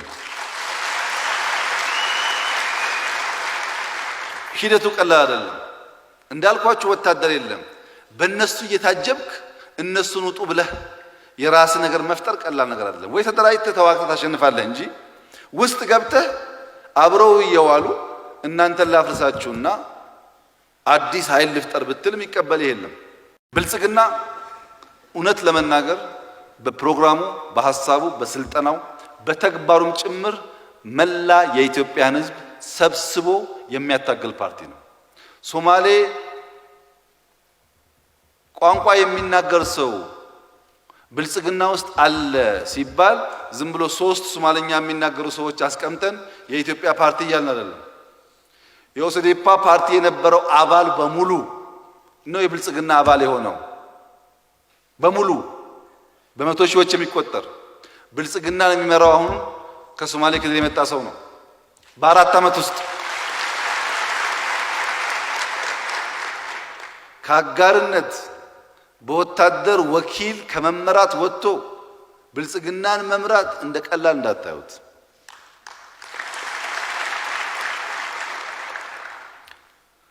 ይሄ ተረክ ላይ አንድነት፣ ፍቅር፣ ሰላም፣ ይቅር መባባል የሚለውን ደጋግመን ስንናገር ተረኩ አደገኛ ነው፣ ኢትዮጵያን ከፋፍሏል፣ ሰብሰብ ማድረግ አለብን ከሚል መነሻ ነው።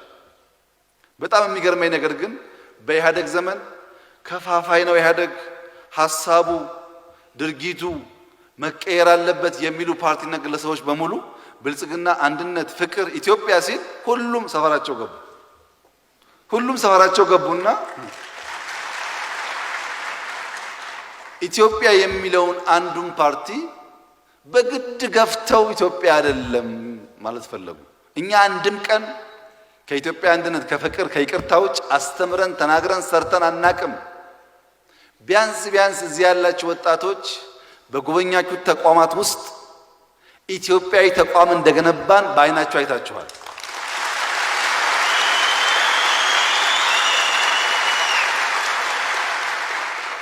እነዚህ ኃይሎች ለካ ኢህአዴግ እያለ ከፋፋይ ነው ትክክል አይደለም ያሉት ስልጣን ፍለጋ ነው እንጂ ውስጣቸው አልነበረም የሐሳብ።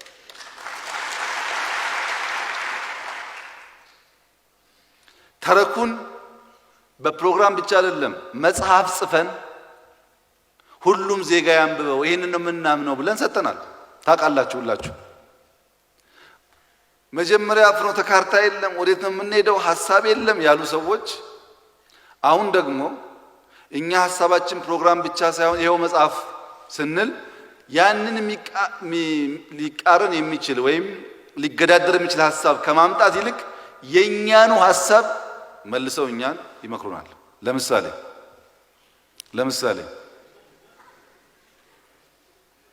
ለምሳሌ ሁሉም ፓርቲ ይጋበዝና በውይይትና በንግግር የኢትዮጵያ ነገር ይፈታ ብሎ ይመክሩናል። እኛ ሁሉም ፓርቲ ጋብዘን ገብተው አንዳንዶች ስልጣን ይዘው አንዳንዶች እንዲህ ብሎ ጫካ ገብተው በአይናቸው እያዩ እንደ አዲስ ጋብዙ ይናል። ሞክረነዋል። ታስታውሱ ከሆነ ፕሮፌሰር ብርሃኑ ነጋ ውጭ ሀገር እያሉ የግንቦት 7 ኃላፊ እያሉ ፓርላማ ላይ ፕሮፌሰር ብርሃኑ እኔና እርስዎን ከእንግዲህ የሚያጋድለን ጉዳይ የለም ይምጡና እንነጋገርና በጋራ እንስራ ብዬ ነበር ፓርላማ ላይ። ፕሮፌሰር ብርሃኑ ዛ የትምህርት ሚኒስቴር ናቸው።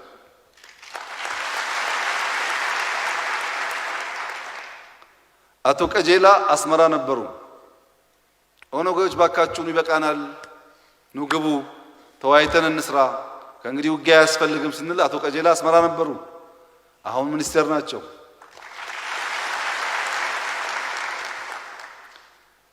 ሁላችን በስደት ላይ ያለን ፓርቲዎች እየጠራህ ሚኒስትር ካላደረክ በስተቀር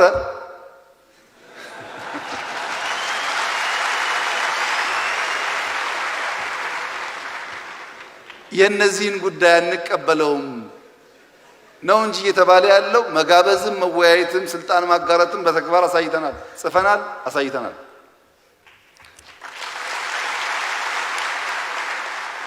ሌላው ምክር ደግሞ አንዳንዶች በጥልቀት የኛንም እሳቤ ሳይገነዘቡ በኢኮኖሚም ሊመክሩንም ያስባሉ። እኛ መንግስት መር ኢኮኖሚ ጉዳት አለው፣ አልጠቀመም።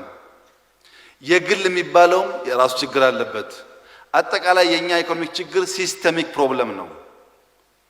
ከሲስተም ፕሮብለም ወጥተን ሁሉም የራሱ ሚና የሚጫወትበትን ነገር መፍጠር አለብን። ለምሳሌ የኢትዮጵያ ባንክ ብድር 70% መንግስት ይበደራል፣ 30% የግል ይበደራል። ይሄ ትክክል አይደለም፣ ባላንስ ማድረግ አለብን ብለን ጽፈን በተግባር 37 የነበረውን ገልብጠን ባንኮች ላይ የነበረውን ጫና ቀንሰን እየሰራን ይሄ መንግስት ለምንድነው የግልና የመንግስት ሚና ባላንስ አድርጎ የማይሰራው ብሎ መልሰው ከመደመር ላይ አንብበው እኛን ይመክሩናል።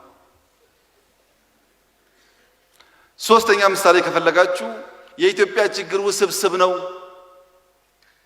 አቅለን አንመልከተው። ሲንጉላር በሆነ መንገድ ውስብስብ ችግር ለመፍታት መሞከር የለብንም። የኛ የኢትዮጵያ ፖለቲካ ዋናው ችግር አቅላይነት ነው ብለን ቁልጭ አድርገን ጽፈን አሁን መልሰው አቅላችሁ አትመልከቱት፣ አቅላይነት ነው ውስብስብ ነው ይሉናል። ተጽፏል። ካለ አዲስ ሐሳብ አምጣ፣ ከሌለ ግን መጀመሪያ ይሄ ሐሳብ የብልጽግና ሐሳብ ነው ጽፋችሁታል፣ መተግበር ላይ ችግር አለባችሁ፣ አተጋባበሩን እናግዛችሁ ቢባል ነው የሚያምረው እንጂ እንደ ምክር መልሶ ለኛ መስጠት ጠቃሚ አይደለም። እና ተረኩን ከቀየርን በንግግር ፈጣሪ ይመስገን ብለን በይፋ በሚዲያ መናገር ከጀመርን በኋላ ማለት ነው እኛ ፈጣሪ ይመስገን ስንል አንዳንዱ 666 ናቸው ይላል፣ አንዳንዱ የሆነ ነገር ናቸው ይላል። ፈጣሪ ይመስገን በማይባልበት ዘመን የነበሩ ሰዎች እንደዚህ አይነት ስያሜ ሳይሰጣቸው አሁን ለኛ መስጠት ፌር ነው?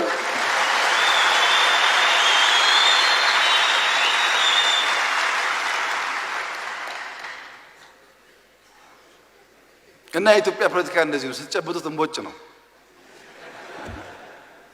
ከዚህ መውጣት የሚያስፈልገው ደጋግመን ፍቅርን፣ ደጋግመን አንድነትን፣ ደጋግመን ሰላምን በመናገር በማስተማር ነው። ለምን የምንፈልገው እሱን ስለሆነ። በእርግጠኝነት የምነግራችሁ የመደመር የፍቅር የሰላም የአንድነት ጉዳይ እናንተ እንኳን ልጆች የሏችሁ በህፃናት ጭንቅላት ውስጥ ተቀርጿል። እነሱ ሲያድጉ ቋንቋቸው መደመር፣ ፍቅር፣ አንድነት፣ ይቅርታ ነው። አሁን ያለውስ ትናንትን ይመኛል፣ አሁንም ይመኛል፣ እስከ ድረስ እየተመኘ ይሄዳል።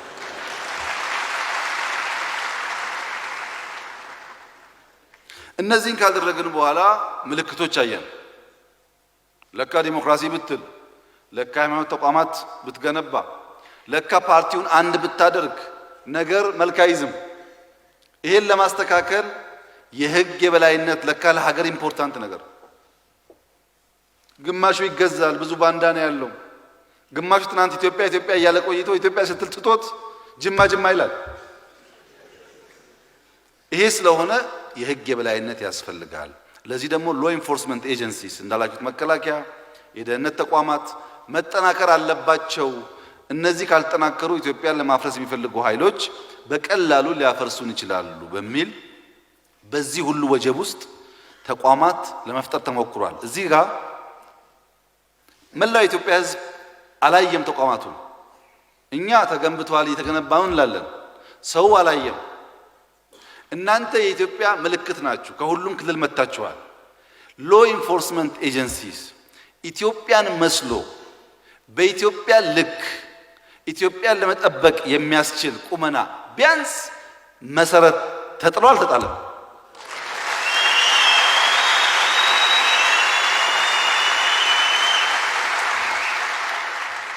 እንዳያችሁት ተጥሏል። መከላከያም ይሁን ደህንነት ተቋማት ኢትዮጵያዊ መስሎ እንዲገነባ ያስፈለገበት ዋናው ምክንያት ያ ካልሆነ ስተት ደክመን ውርደት ስለሚያስከትል ነው። ለማንም ተብሎ ሳይሆን ስለማይጠቅም ነው። በየተቋማቱ ብትሄዱ የሁሉም አካባቢ ሰዎች በተቻለ መጠን ለማሳተፍ የተሞከረበት ዋናው ምክንያት ኢትዮጵያ ያንን መልክ ካልያዘች በስተቀረ ያ ፍቅር ይቅርታ ያለው ነገር አይሆንም። ግን ተቋማት እንዴት እየተገነቡ እንዳሉ ሳናይ በውስጣቸው ሳናልፍ እንዲሁ ተቋም የለም ተቋምን እንትን ብለን ስም ከሰጠን መልሰን የነበርንበት ጥፋት ውስጥ ከመግባት ውጪ ጥቅም የለውም። ሀገር እንድታድግ የሚፈልግ ሰው የተጀመረን ነገር ሳያፈርስ ሳያበላሽ እላው ላይ የገነባ የሚሄድ መሆን አለበት። ዴሞክራሲ ላይም ብንሰራ ሎ ኢንፎርስመንትን ቢሰሩ ዋጋ የለውም ቴክኖሎጂ ከሌለ። እንዳያችሁት በእያንዳንዱ መስሪያ ቤት ቴክኖሎጂን ኢንሃንስ ለማድረግ ሳተላይት ለመጀመሪያ ጊዜ አንድም ቢሆን ወደ ስፔስ ልከናል። ታውቃላችሁ። እስከ ዛሬ መረጃ እየተቀበልንበት ነው ያለነው። አሁንም በርካታ ጥናቶች በስፔስ ላይ የተሰሩ ይገኛሉ። በሌሎችም ዘርፎች እንዳያችሁት ቴክኖሎጂን በተቻለ መጠን በስርዓት ውስጥ ለማካተትና ለወጣቱ የሚመጥን ተቋም ለመገንባት ጥረት ተደርጓል። ከዚያ በኋላስ ኢኮኖሚ የኢትዮጵያ ኢኮኖሚ በኮሜርሻል ሎን ከውጭ በሚመጣ የንግድ ብድር ፓምፕ እየተደረገ የነበረ እድገት ነው። ብድር ይመጣል፣ ፕሮጀክት ይጀመራል። ብድር ይመጣል፣ ስራ ይጀመራል። እድገት አለ። እድገቱ ግን ዲፔንድ ያደረገው በኮሜርሻል ብድር ላይ ነው። ኮሜርሻል ብድር ማለት አንድ ፕሮጀክት ጀምረህ ትርፍ ማምጣት ሳትጀምር እዳውን ክፈል የሚባል የአጭር ጊዜ የእፎይታ ጊዜ ያለው ማለት ነው። በዚህ ምክንያት እድገት ያለ ቢመስልም ብድር ከአቅማችን በላይ ሆኖ ኢትዮጵያ ብድር መመለስ አትችልም የሚል ቀይ ታርጋ ተሰጥቶን ነበር። በለውጡ ጊዜ የኢትዮጵያ ኢንፍሌሽን አሁን የምታዩት ኢንፍሌሽን ላለፉት 18 19 ዓመታት ሳይቋረጥ በተከታታይ 2 ዲጂት እያደገ የተደመረ እዳ የነበረው። እነዚህን ጉዳይ ለመፍታት አንደኛ ኮሜርሻል ሎን እናቁም ብለን ባለፉት 4 ዓመታት 1 ብር የንግድ ብድር 1 ብር ኢትዮጵያ አልተበደረችም።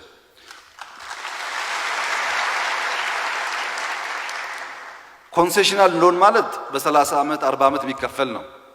ኮሜርሻል ሎን ማለት በ6 ዓመት 7 ዓመት 8 ዓመት ክፍያ የሚጀምር ነው። ወለዱም ከፍ ይላል። ኮሜርሻል አቆምን አንደኛው። ሁለተኛው በየቦታው ተጥደው መብሰል ሳይሆን እያረሩ ያሉ ፕሮጀክቶች ከጣድናቸው በኋላ በስለው መበላት ሲገባቸው እዛው ባሉበት እሳትና ድስት ላይ እያረሩ ያሉ ፕሮጀክቶች በፍጥነት እሳቱን ቀንሰን፣ እሳቱ ሌብነት ነው፣ እሳቱን ቀንሰን መጨረስ፣ እነሱን ካልጨረስን እዳው ጉድ ያመጣብናል ብለን በስፋት ሰርተናል። እንግዲህ ብዙ ጊዜ ገርድ ይባላል።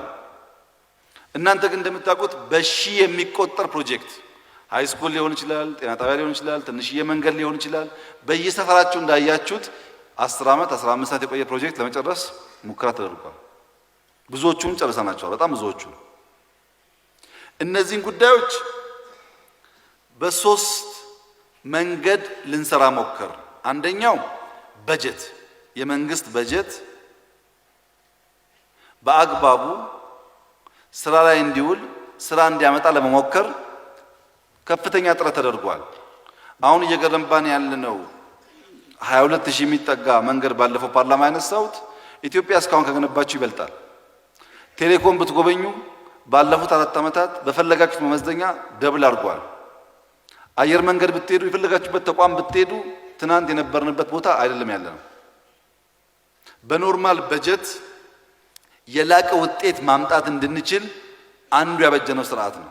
ግን በቂ አይደለም። በእኛ በጀት ይሄ ሁሉ ፍላጎት ሊመለስ አይችልም። ሁለተኛው ያደረግነው ከበጀት በተጨማሪ ገበታ ለሀገር፣ ገበታ ለሸገር ብለን ከሚያግዙን ሰዎች ብር ሰብስበን የጎደለንን ነገር እንሙላ ነው። በጀት የማይመልሰውን ነገር እንመልስ ነው። ትናንት የጎበኛችሁት አብዛኛው ፕሮጀክት በገበታ ለሀገር የተሰራ ነው። አንድም ብር ለፍሬንድሺፕ ወይም ላያቻቸው ለዩኒቲ ለንጦጦ አንድም ብር ከመንግስት አልወሰድንም። ሙሉ በሙሉ የሰራነው በገበታ ለሸገር በገበታ ለሀገር ፕሮጀክት ነው። እዚሁ ጋር ለመመለስ ይሄ አዲስ አበባ ያየነው ነገር ወደ ክልል ይውጣ የሚል ጥያቄ በጣም ቆንጆ ጥያቄ ነው። ስንጀምር ታስታውሱ ከሆነ ከቢሮ ነው የጀመርነው። ቢሮአችን ቆሻሻ ነበር፣ መጋረጃችን ቀዳዳ ነበር። ቢሮአችንን ቀየርን። ቢሮ ስንቀይር ቢሮ ማሳመር ይችላሉ ተባለ። ከዛ ከቢሮ ወደ ግቢ ነው ብለን ዩኒቲ ፓርክን ስንሰራ የራሳቸውን ግቢ ማሳመርማ ይችላሉ ተባለ።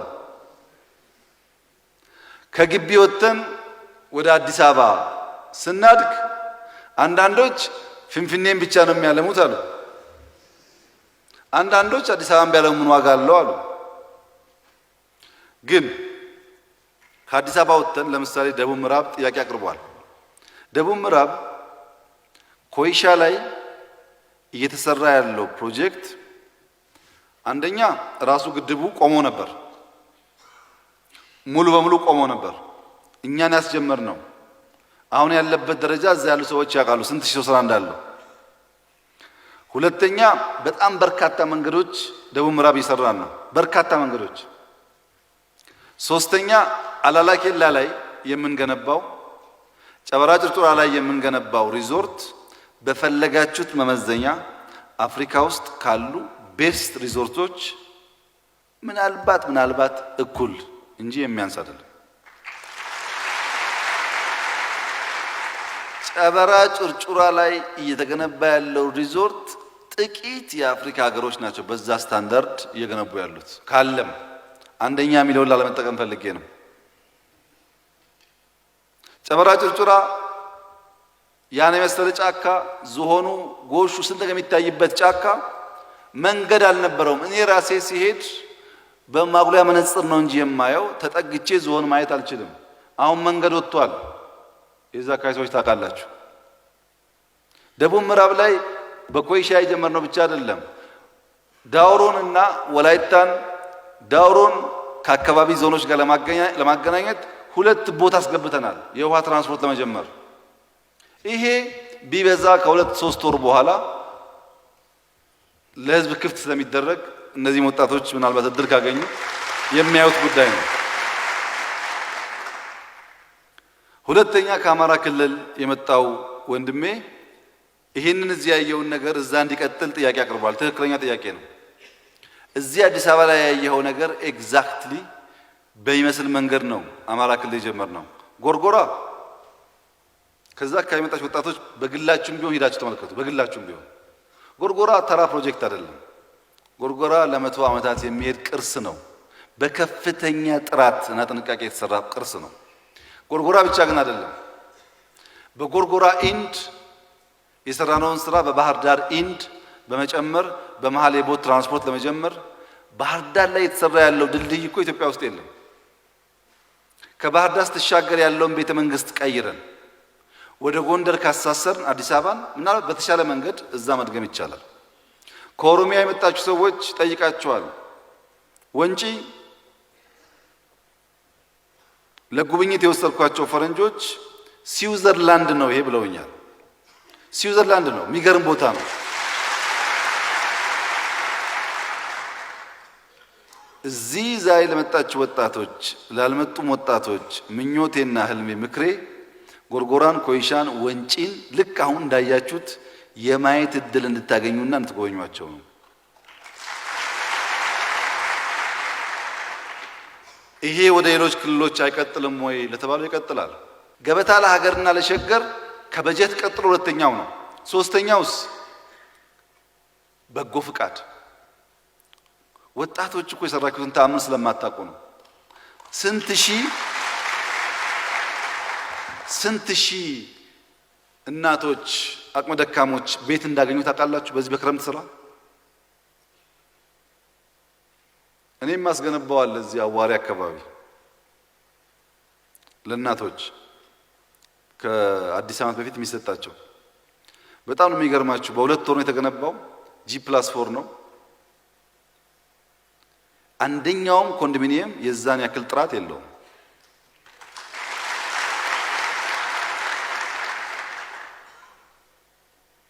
ብዙ ሰዎች፣ ብዙ ሀብታሞች፣ ብዙ ሰራተኞች እያዋጡ በርካታ ስራ እየሰሩ ይገኛሉ። በአዲስ አበባም ከአዲስ አበባ ውጭ ትምህርት ቤት ይታደሳል፣ ጤና ጣቢያ ይታደሳል፣ የድሃ ቤት ይታደሳል። ይሄ በብር በጀት ቢታሰብ በጣም ብዙ ነው። ሶስቱ ነገሮች ሳይቋረጡ ባህል ከሆኑ በነፃም ካገለገል ያለንን ካካፈል በገበታ ለሀገር ደግሞ እያስተባበርን ከሰራን በጀት ሳንሰርቅ መጠቀም ከቻል እድገቱ በፈጠነ ጊዜ ውስጥ ይመጣ ይሆናል ማለት ነው።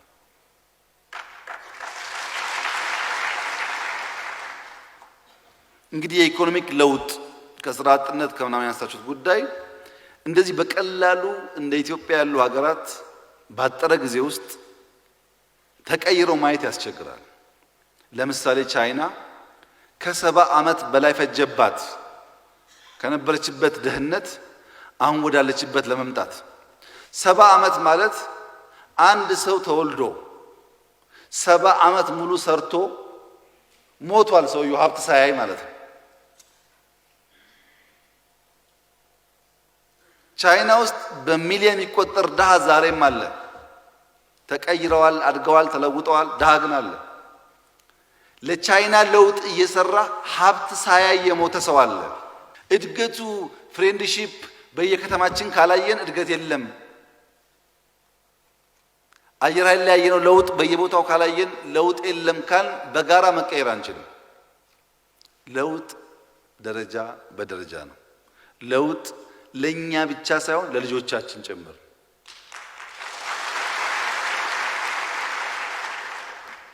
ነገር ግን ማባዛት ያስፈልጋል። ያንን ለውጥ እዚህ ያለውን በስፋት ማባዛትና ባጠረ ጊዜ ውስጥ ሁሉም ጋር ማየት ያስፈልጋል። እንዲሁ ዝም ብሎ እድገት አይመጣም። ወስነን በጋራ ወስነን ተቸግረን ካልሰራን በስተቀር አይመጣም።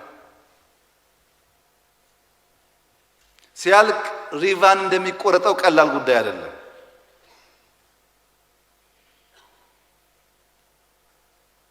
በሀገራት ያየነውን ልምድ ወስደን ከመልካም ልምዶቻቸውን ልምድ ቀስመን ከትጋታቸውም ትጋት ወስደን አንድ ሆነን ብንሰራ ግን ኢትዮጵያ የምትቀየር ሀገር መሆኗን ያመለክታል። ለዚህ ደግሞ ኦፕን አፕ ማድረግ አለብን። የተዘጋው ኢኮኖሚ ትክክል አይደለም ብለን ቴሌኮም ላይ ከፍተናል ታውቃላችሁ። ፋይናንሻል ሴክተር ላይ ፖሊሲ ተዘጋጅቶ ቀርቧል። የነበርንበት ሁኔታ ያዘን። በቅርቡ ፖሊሲው ይጸድቃል። ፋይናንሻል ሴክተር እንከፍታለን እየመጠን። በቀደም ድሬዳዋ ላይ ፍሪ ትሬድ ዞን ተጀምሯል፣ ይስፋፋል እሱ። እነዚህ ሁሉ ጉዳዮች ባለን ጉልበት ውስጥ ሀብትና እውቀት እያመጡ እድገት ያፋጥናሉ። እድገትን በሚመለከት ግን ወጣቱ እንዲገነዘብ የምፈልገው ነገር እንደ ኢትዮጵያ ያለ ሰፊ ወጣት ቁጥር ያለው ሀገር የጊዜ ጉዳይ ካልሆነ በስተቀር ከወሰነ ያድጋል። ወጣቱን አንቀሳቅሰን ከሰራን ባጠረ ጊዜ ውስጥ ትክክለኛ ቦታችንን መያዝ እንችላለን። ይሄ እንደተጠበቀ ሆኖ አጠቃላይ መንግስት ተቋም ህጎች፣ ፖሊሲዎች ለማሻሻል በተለይ ኤርጎኖሚክስ ቢሮ አካባቢ ያለውን የቆሽ ነገር ለመቀየር እንደዚህ አይነት አዳራሽ ኢትዮጵያ ውስጥ ማየት እኮ ብዙ አልነበረም ታውቃላችሁ አይደል? አሁን ግን በጣም ብዙ ቦታ ማየት ትችላላችሁ። ይሄ በየቦታው ጸዳ ያለ ነገር መስራት ተጀምሯል። ኦቶሜሽን ተጀምሯል። ሁለት ችግሮች አሉ። ተቋም ላይ ቅድም ባነሳኋቸው አጠቃላይ ተረክ ላይ በሰራነው ስራ ሁለት የሚቀረን ችግር አለ። የእናንተም ድጋፍ የሚያስፈልገው አንደኛው ሌብነት። ሌብነት ገንዘብ ብቻ አይደለም። ጊዜ የምትሰርቁ ሰዎች፣ ወጣቶች ጊዜያችሁን ጫት ላይ ካሳለፋችሁ ሌቦች ሆናችኋል ማለት ነው። የተሰጣችሁን ጊዜ መጠቀም ካልቻላችሁ፣ ወጣቶች ዩኒቨርሲቲ ስትገቡ ማጥናት ሲገባችሁ ፌስቡክ እያያችሁ ከፈተና የምትሰርቁ ከሆነ ሌቦች ናችሁ ማለት ነው። አንድ ወጣት ፈተና ሰርቆ ካለፈ ሚኒስቴር ብታረገው የሚያርፍ ይመስልሃል? አያርፍም። ሌብነት በጣም እያስቸገረን ያለ በሽታ ነው። ግን መገንዘብ ያለብን ነገር ሰው በሌብነት ልብሱን ሊቀይር ይችላል፣ የልጁን ምግብ ሊቀይር ይችላል፣ ሳሎን ሊቀይር ይችላል። ቤት ግን አይገነባም።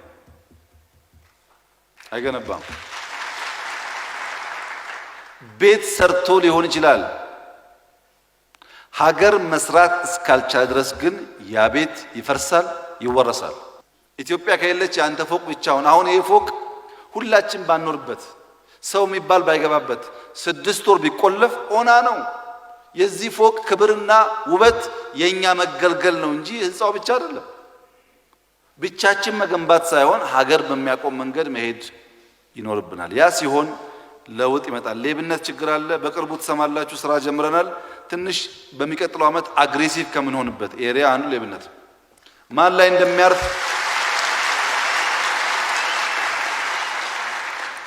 ላይ እንደሚያርፍ አላቅም። ማንም ላይ ቢያርፍ ግን ጠንከር ያሉ ስራዎች ይሰራሉ። ሁለተኛው ችግር እለተኝነት ነው። እለተኝነት እኔና ዛሬ የእለቱን ብቻ ዛሬ መብላት፣ ዛሬ ስራ መያዝ፣ ዛሬ ብቻ ነገ የሚል ነገር የሌለበት ትናንት የሌለበት የእለቱን ብቻ ማሰብ በስፋት የሚታይ ችግር። ሁሉም ሰው እኔ ነው የሚለው። ሌብነትና እለተኝነትን ማስወገድ ካልቻል ፊውቸር ሐሳብና ህልም ከሌለን እንደ ሀገር መለወጥ እንቸገራለን። እነዚህ በሽታዎች ስራ ይፈልጋሉ። በደንብ የምንሰራበት ይሆናል። ይሄን ካደረግን በኋላ የከረሙ ጥያቄዎች ለመመለስ ነው ሙከራ አድርገን። የቆዩ ጥያቄዎች አሉ። እስከ መቼ ነው እኛ አጋር የምንባለው? ተመለሰና ቀለለ እንጂ በጊዜው አስቸጋሪ ጥያቄ ነበር። በነገራችን ላይ ጋምቤላ፣ ቤኒሻንጉል፣ ሶማሌ፣ አፋር፣ ሀረሪ ምንም ቢፈራገጡ ጠቅላይ ሚኒስትር መሆን አይችሉም ነበር እኮ ታውቃላችሁ አይደል? አጋሮች ናቸው። አጋር ለመኖር እንጂ ለመምራት አይፈቀድለትም። መሪ መሆን የሚቻለው ከነዛ ኢህአዴግ ከሚባሉ ፓርቲዎች ውስጥ ብቻ ነበር።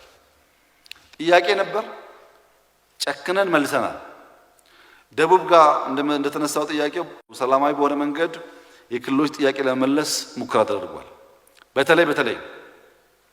በተለይ ወጣቶች ሰሞኑን አዲስ አበባ ላይ የአዲስ አበባና የፍንፍኔ ልዩ ዞን ወሰን በሚመለከት የተሰራው ስራ ብልጽግና ከሰራቸው ማንኛውም ስራ የላቀውና ትልቁ ነው።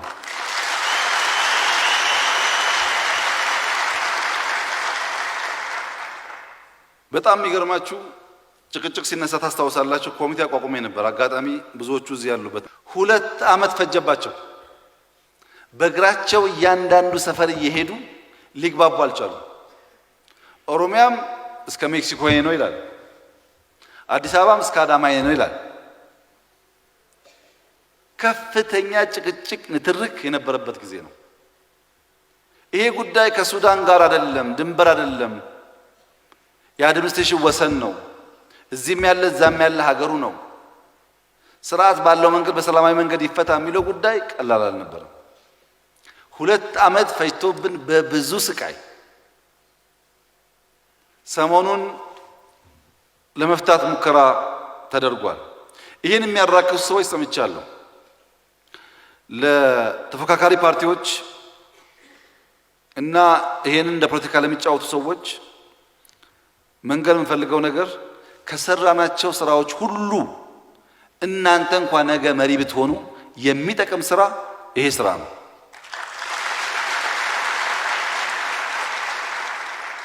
እንዴት እንደሰራ ነው ካልገባችሁ በዝርዝር ነውና ጠይቁ። ስንት ጊዜ እንደፈጀብን፣ ምን ያክል እንዳጨቃጨቀን፣ እንዳሰዳደበን ማወቅ ከፈለጋችሁ ሙሉ ኮሚቴው ስላለ ማየት ትችላላችሁ። ግን ቀላል ስራ አልነበረም። በነገራችን ላይ ለፉከራ አይደለም ከልቤ የምነግራችሁ፣ እኛም አሁን ባንሰራው ማንም አይሰራውም። ምክንያቱም ማንም ቢመጣ ሁለቱም ኃይሎች ያላቸውን ሽሚያ በጉልበት መፈጸም አይችልም። በጉልበት ከኦሮሚያ ይሄኛው ቦታ ያንተ አይደለም ቢል ኦሮሚያ በደንብ ብዙ የሚቆልፋቸው ጉዳዮች አሉ። አስቸጋሪ ነው። ሞስት ኢምፖርታንትሊ አንድ ሰው ሳይሞት ሳይቆስል በሰላም ማለቁም በጣም ትልቅ ነገር ነው።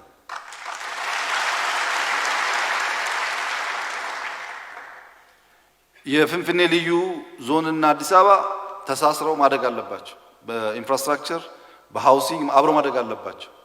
ለአድሚኒስትሬሽን ያለው ነገር አንዱን ከአንዱ የሚከለክል መሆን የለበትም። ወደፊት እኮ ሃይዌይ ሲሰራ ጅማ ላይ ቤት ቢኖረኝ እኔ ከጅማ አዲስ አበባ 350 ኪሎ ሜትር ነው። ሃይዌይ ካሳጠረው 300 ሊሆን ይችላል። በሃይዌይ ላይ በሰዓት 150 140 መንዳት ይቻላል። ከዛም በላይ የሚነዱ ሰዎች አሉ። በ120 140 እንኳን እየነዳው በመጣ በ2 ሰዓት ተኩል ጅማ አድሬ 12 ሰዓት ተነስቼ 2 ተኩል አዲስ አበባ ስራ መግባት ይችላል። አሜሪካን ሀገር 2 ሰዓት 3 ሰዓት ነድተው የሚሰሩ ሰዎች አሉ። እኔ የማውቃቸው ይቻላል መንገዱ ካለ እንኳን እዚህ ቅርብ ማለት ነው። አዲስ አበባ ላይ ስንሰራ ፍንፍኔን ብቻ ለማችሁ አሉ። ወሰን ስንወስን ደግሞ ለኦሮሚያ ወሰኑ አሉ። በነገራችን ላይ አዲስ አበባም ኦሮሚያም ትግራይም ወልቃይትም ጋምቤላም ወንድሜ እንዳለው የጋራ ሀብታችን ነው።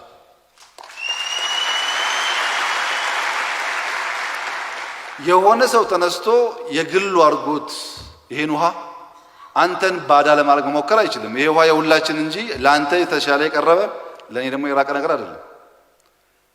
አዲስ አበባ ለኔ ከራቀ ለአንተ የሚቀርብበት ምን ምክንያት የለም። በእንደዛ አይነት ያነሰ ሐሳብ ሳናስብ መልካም ልፋት ጅማሮ ተደርጓል። ይሄን ማጠናከር አለብን። የአዲስ አበባ ሕዝብ ሳይቸገር ውሃ እንዲያገኝ፣ ቤት እንዲያገኝ፣ ኢንፍራስትራክቸር እንዲያገኝ፣ ወጥቶ እንዲገባ ማድረግ አለብን። ለዚህ ደግሞ ሰላም ያስፈልጋል። ይህንን ጉዳይ በዚህ ደረጃ ማየት ጠቃሚ ይመስለኛል። አንዳንዶች ባልተገባ መንገድ የሚገልጹ አሉ። ወደፊት ይቆጫቸዋል። ብዙ የተሰቃየንበት የተጨቃጨቅንበት ጉዳይ እንዲሁ በዋዛ አስምረን የተከፋፈልን አድርገው ባያስቡት ጥሩ ነው። እኔ በኢህአደግ ጊዜ በነበረውም ጭቅጭቅ አውቀዋለሁ። አልቻልንም። እንኳን ወሰኑን መወሰን መነጋገርም አልቻልንም። አንደኛው ሰፊ ካርታ ይዞ ይመጣል፣ አንደኛው ሰፊ ካርታ ይዞ ይመጣል።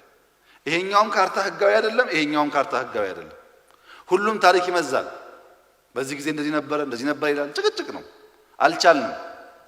አሁን ያስቻለንና አናቅልለው ይሄን ይዘን የቀረ ነገር ካለ እያስተካከልን እየጠገን እንሂድ እንጂ የግድ ለወሰን ጉዳይ ሰው መሞት አለበት ማለት የለብንም። ሰው መሞት የለበትም። ሰው የከበረ ነገር ነው። ሰውን ገለን መሬት ማስፋት ብዙ ጥቅም አይኖረውም እና እንደዚህ አይነት ጥያቄዎች ለመመለስ ጥረት ተደርጓል። የቀረውም በጊዜ ውስጥ እየተመለሰ ይሄዳል። የቀሩ ጥያቄዎች አሉ። ዴሞክራሲ አልተሟላም፣ ጀመር ነው እንጂ እያሟላ መሄድ አለብን። በርካታ ጥያቄዎች፣ የልማት ጥያቄ፣ የወሰን ጥያቄ፣ የማንነት ጥያቄ በሙሉ አልተመለሰም፣ እየተመለሰ መሄድ አለበት። ህገ መንግስት ላይ ጥያቄ ያለ ተወያይተን መመለስ አለብን።